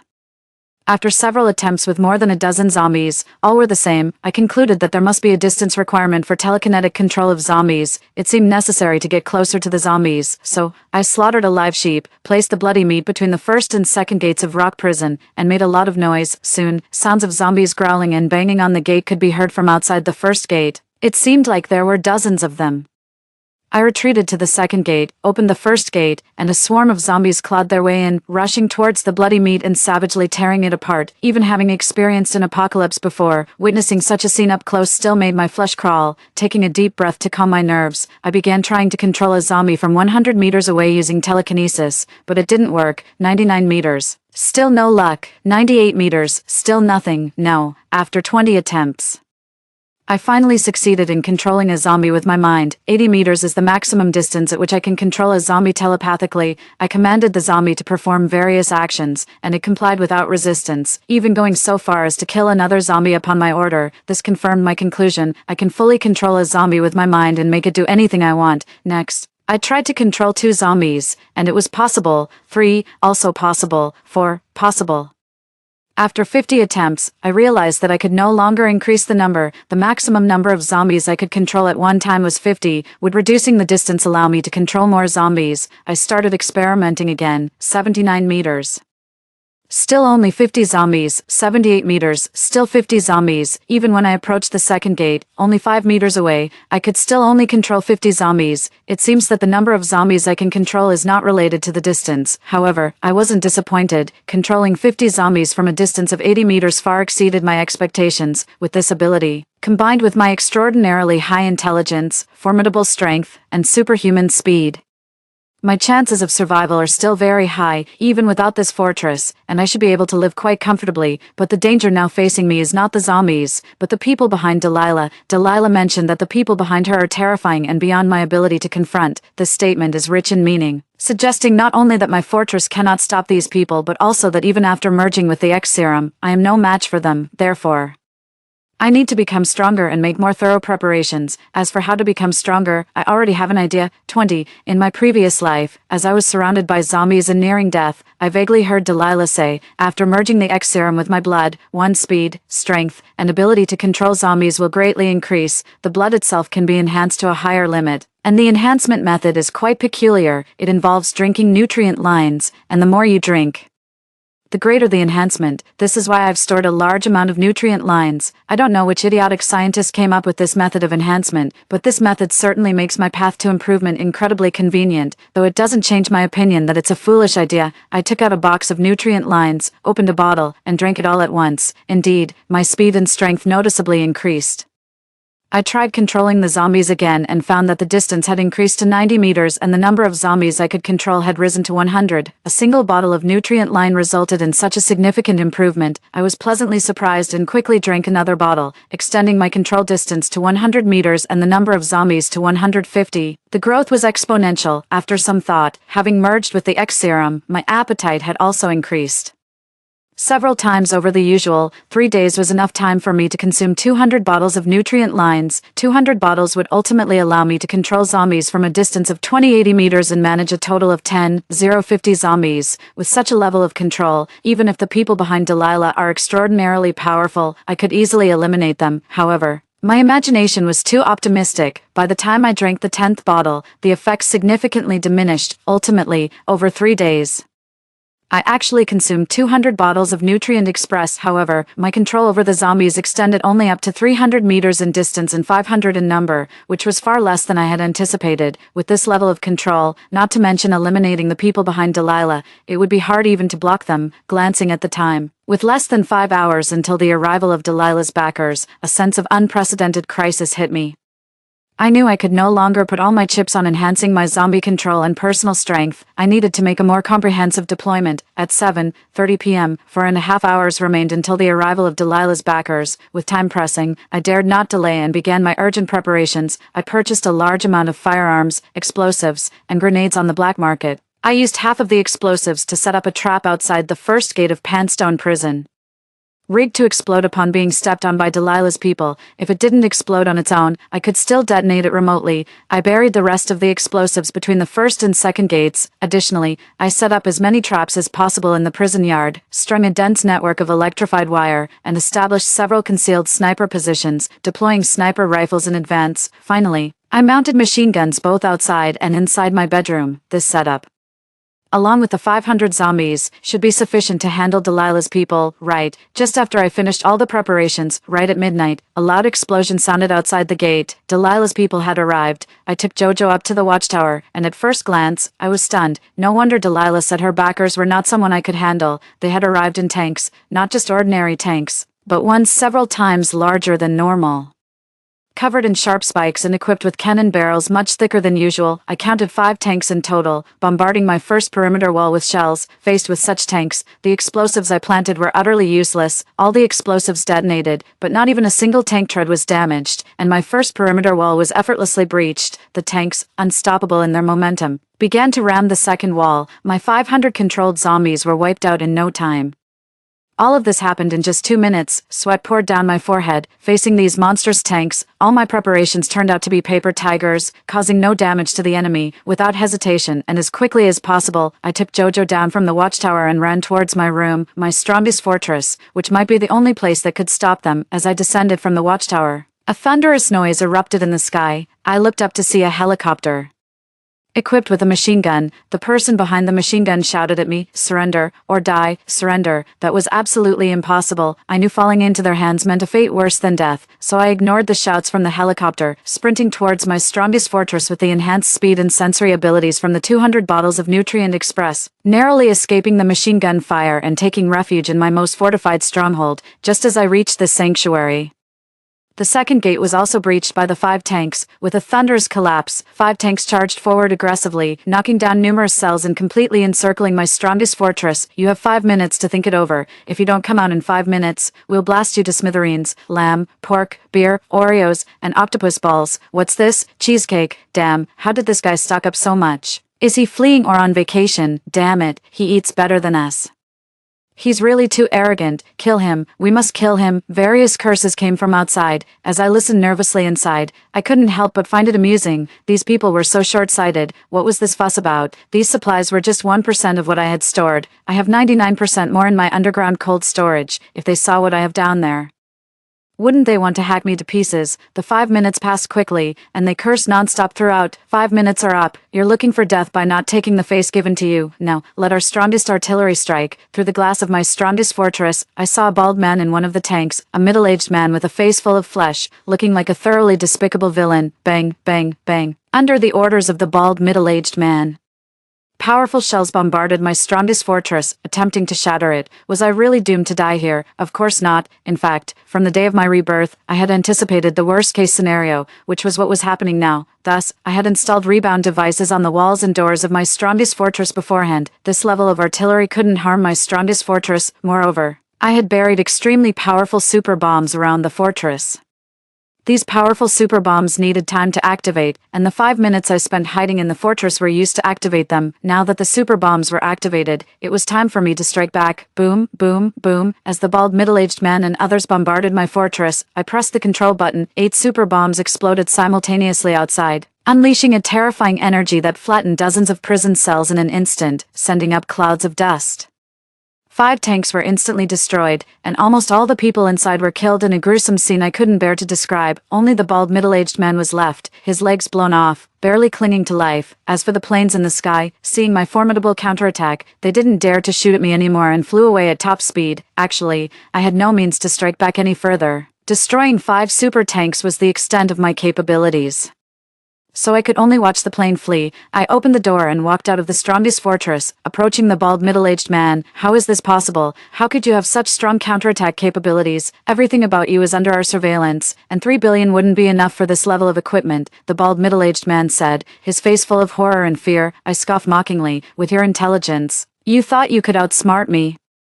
Didn't you know about something called installment payments? Indeed, from the beginning, I had bought various things mostly on installment payments. Although I only had 3 billion, I had turned the Panstone prison into a fortress worth 10 billion, spending 5 billion on the strongest fortress alone. In a post-apocalyptic world, not having to repay installments is foolish. Tell me, what is the ultimate effect of the X serum? Speak, and I can make your death more comfortable. You want to know the ultimate effect of the X serum? You think you're worthy? I would never tell you, even if it means my death, the bald middle-aged man said defiantly. Then I will grant your wish. I took out a hammer and a knife. Seeing this, the bald middle-aged man turned pale with fear. What are you going to do? With a menacing grin, I said, I'm not going to kill you right away. First, I'll break every bone in your body. Then I'll skin you alive. Don't worry, I won't let you die. After I'm done, you'll be thrown into a horde of zombies. No, please no. The bald middle-aged man, his face ghostly pale and body trembling, finally broke down. I'll tell you, the ultimate effect of the X serum is, bang. Just as the bald middle-aged man was about to reveal the ultimate effect of the X serum, a bullet whistled through the air, piercing his head and splattering his brains all over my face. Damn it. Looking at the bald man, who died with his eyes still open, a chill ran down my spine, my forehead turned cold, and sweat broke out. The shot was sudden. I was completely unprepared. Had it been aimed at me, I would have been dead without a doubt. At the same time, I was filled with rage. I was on the verge of discovering the ultimate effect of the X serum, only for the bald man to be killed in an instant, all efforts wasted. I picked up the binoculars and looked in the direction from which the bullet had come, about 800 meters away. On the rooftop of a 30-story building, a person in black was boarding a helicopter. The sniper rifle in their hand was unmistakable. They were the one who had shot the bald man. As the person in black was about to enter the helicopter, they turned and gave me a chilling smile. My whole body shuddered, and my scalp tingled. Delilah, 25. This person in black looked exactly like Delilah. I thought I was hallucinating and rubbed my eyes vigorously. Looking again confirmed it. It was indeed Delilah. How is this possible? I couldn't help but exclaim, filled with disbelief. Delilah had clearly bitten her tongue and committed suicide right before my eyes, and I had burnt her body to ashes. How could she possibly still be alive? No, it can't be Delilah. It must be her twin sister, I reasoned, because it's impossible for someone to come back from the dead. Don't you want to know the ultimate effect of the X serum? Come to Z Biochemical Lab within 24 hours, the voice continued. If you don't come, you'll turn into a zombie within the next 24 hours. Just then, a woman's voice came from the body of the bald middle-aged man. Remote imaging device. Sure enough, after searching, I found a remote imaging device on the bald man's body, displaying the image of the person on the helicopter. This woman, although identical to Delilah in appearance, had a completely different voice, filled with malice like that of a venomous snake, confirming my suspicion that she was not Delilah. I sneered. Trying to lure me out to kill me. Do you think I'm a fool? I didn't know the details of this woman, but her ability to kill the bald man right in front of me without me noticing showed she was not to be underestimated. Only a fool would leave his fortress to meet her. The woman's sinister voice continued. When you drank the nutrient line, did you feel dizzy, with a throbbing pain, even intermittent stabbing? How did you know? My heart sank. Indeed, I had felt that way when I drank the nutrient line, but I had simply thought it was a normal reaction to the power enhancement. Now, it seemed it was not so simple. The woman sneered. How do I know? Because I developed the X serum. After your blood mixed with the X serum, the nutrient line could indeed enhance your abilities quickly, but there's also a side effect. After you consume more than 10 bottles of the nutrient line, this side effect will start to manifest. If it's not addressed within the next 24 hours, you will turn into a zombie. I didn't know how to respond. I had previously mocked whoever the foolish scientist was that had developed such a bizarre method of enhancement. At this moment, I can only feel like I'm the foolish one. Indeed, there's no such thing as a free lunch in this world. Anything gained without effort comes at a terrible cost. The woman didn't say much more. She disconnected the remote link and left in the helicopter, and I, left with no real choice, seemed to be led by the nose by her. Should I go? If I don't go, there's a good chance I'll turn into a zombie within 24 hours. If I do go, there might still be a glimmer of hope. I still doubted the truth of what the woman had said. But I couldn't take the risk, even with just a 1 in 10,000 chance. If I gambled wrong, I'd become a zombie. I've come back to life and made it this far. I don't want to turn into a zombie again, so I decided to go. Before setting out, I made extensive preparations. When I bought the Panrock prison, the seller included an armored vehicle. I modified it, adding half-meter thick steel plates all around, including the chassis, and equipped it with an electrified grid. I also stocked the armored vehicle with a dozen guns, including pistols, machine guns, and sniper rifles. I put on 3 layers of bulletproof vests, a gas mask, and filled the backseat with food and water. I also brought along Jojo, as in this apocalyptic world overrun by zombies. Without me, he probably wouldn't survive another day since zombies attack animals too. After these preparations, I took control of 500 zombies and drove towards the Z Biochemical Lab. The Z Biochemical Lab is where the plane crash led to the leak of the zombie virus, causing the apocalypse. It's only 5 kilometers away from Panrock Prison. I drove the armored vehicle surrounded by 500 zombies, using their stench to mask our scent. Even so, my progress was slow. I only covered 2 kilometers in an hour because so many zombies were attracted by the noise, especially with the 500 I was controlling. Whenever zombies approached, I had to stop and wait for them to disperse before continuing. An hour later, I had covered 4 kilometers, with just 1 more to go to reach the Z Biochemical Lab. At that moment, there was a sudden disturbance among the zombies ahead. Even Jojo became alert and started barking anxiously. What's going on? My heart sank, not knowing what was happening. In this apocalyptic world, anything could happen, but such sudden, unknown events filled me with dread. I tried to push forward using my telekinesis to control the zombies, but they no longer obeyed my commands, breaking free from my control. What in the world is happening? I panicked and took out my binoculars to look ahead. I saw all the zombies gathering around a massive zombie, a 5-meter-long mutated rat, now dead and starting to decompose. A grape-sized crimson crystal was partially visible in the abdomen of the mutated rat. I had a feeling that this crimson crystal was no ordinary thing.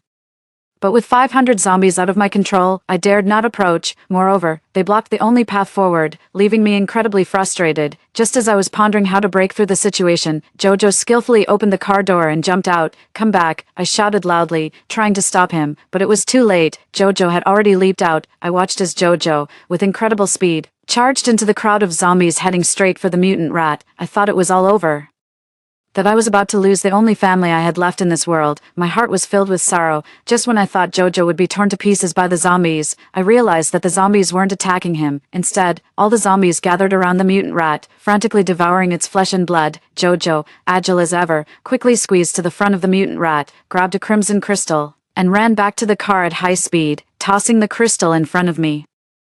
Everything happened so quickly that I hadn't even come to my senses yet. What on earth is this thing? Without the time to dwell on Jojo's recklessness, I took the crimson crystal in my hand and examined it closely. This thing was definitely not ordinary. The reason the mutant rat had grown to 5 meters long must be because of it. After observing for a long time without figuring out exactly what it was, suddenly, I saw that the zombies that had devoured the mutant rat were undergoing mutations. They were visibly becoming stronger, and some even began to show basic signs of consciousness. This thing must be the key to the mutant rat's mutation. Could it also counteract the side effects the nutrient line has caused me? A wildly crazy idea suddenly popped into my head. 28, maybe it could. After hesitating for a few minutes, I decided to swallow the crimson crystal, although I was prepared. I stood no chance against the woman in black, after all. If what she said was true and the side effects of the nutrient line would turn me into a zombie, and she controlled the antidote, then I was like a fish on the chopping block, completely at her mercy. It seemed I had no other choice but to take a gamble. With gritted teeth, I swallowed the crimson crystal. The moment it went down, a warm flow instantly spread throughout my body, finally reaching my brain, which had been somewhat blurry and painful. It cleared up instantly, and I knew that the side effects had been neutralized. It felt like a dream. I could hardly believe that I had countered the side effects in such a manner. As I neutralized the side effects, my body also underwent a significant enhancement. I felt that my physical strength had increased at least tenfold. I regained control of 500 zombies after devouring the flesh and blood of the mutant rat. These zombies had transformed remarkably. Not only did they possess basic consciousness, but their bodies had also become much more robust. I estimated they could match up to 2,000 ordinary zombies. I continued towards the Z Biochemical Laboratory and arrived at its entrance half an hour later. Creak, the door of the Z Biochemical Laboratory opened, and a woman's voice came from the camera. Leave the zombies outside. Only you may enter, otherwise, you can forget about getting the antidote. It seemed the woman didn't know that I had already neutralized my side effects, so I decided to play along, making a show of compliance as I obediently walked into the Z Biochemical Laboratory. As soon as I walked in, I was locked in an iron cage. Each bar of the cage was as thick as an arm. The cage, equipped with pulleys, moved automatically and finally reached the lowest level of the Z Biochemical Laboratory, 58 floors underground. Here, I was met with a shocking sight. Countless giant embryonic tissues, each containing a woman who looked exactly like Delilah, clones. It seemed unlikely that the technology of 2035 had reached this stage, but considering the manufactured biochemical virus, I was somewhat reassured. At that moment, the woman finally came out and looked at me, saying, "Long time no see." "Not that long. It's only been 3 days." I looked at her and finally understood everything. This woman was Delilah, and the one who had committed suicide in front of me was merely Delilah's clone, a substitute. The Delilah before me was definitely not just 23 years old, she must be much older. After all, creating clones and halting aging seemed perfectly normal for her. "Offer your blood, and I will give you the antidote. Become my slave, and together we will rule the world." Delilah's expression was icy as she revealed her grand ambition with a sinister tone. "Agreed. But I want to know the ultimate secret of the X serum." I voiced the question that had long lingered in my mind, thinking she had me completely under her control and without any reservations left. Delilah disclosed, "The ultimate secret of the X serum is that once fused with your blood, it can not only control zombies but also neutralize the zombie virus. However, I have not yet fully deciphered the genetic sequence needed to neutralize the virus. Enough talk, let's draw some blood." Delilah's patience seemed to be running thin as she prepared to extract my blood. Catching you was no easy task. It drained my strongest resources, so I really need to draw extra blood for my research. Heh, really? You might be disappointed then. I scoffed coldly, tore open the steel cage with my bare hands, and quickly subdued Delilah. Delilah, shocked and disbelieving, exclaimed, "How is this possible? How could you evolve so quickly to tear apart a cage made of refined steel with your bare hands?" It seemed Delilah was unaware of the zombie mutation. I didn't bother with further talk and said, "Hand over your research, and I might let you keep your body intact." "Heh, you're in no position to threaten me. Without my antidote, you'll soon turn into a zombie. Release me, become my slave, and I can save you." Delilah remained defiant. I didn't waste any more words. I simply snapped her neck. From her reaction, I knew she would never hand over her research willingly. Keeping her alive was pointless. Delilah died with disbelief in her eyes, seemingly astonished that I had actually dared to kill her. After killing Delilah, I moved all the research from the Z Biochemical Lab to the Panrock prison, establishing a new biochemical lab there. This process took me a month. During that month, I used hordes of zombies to restore Panrock prison to its original state.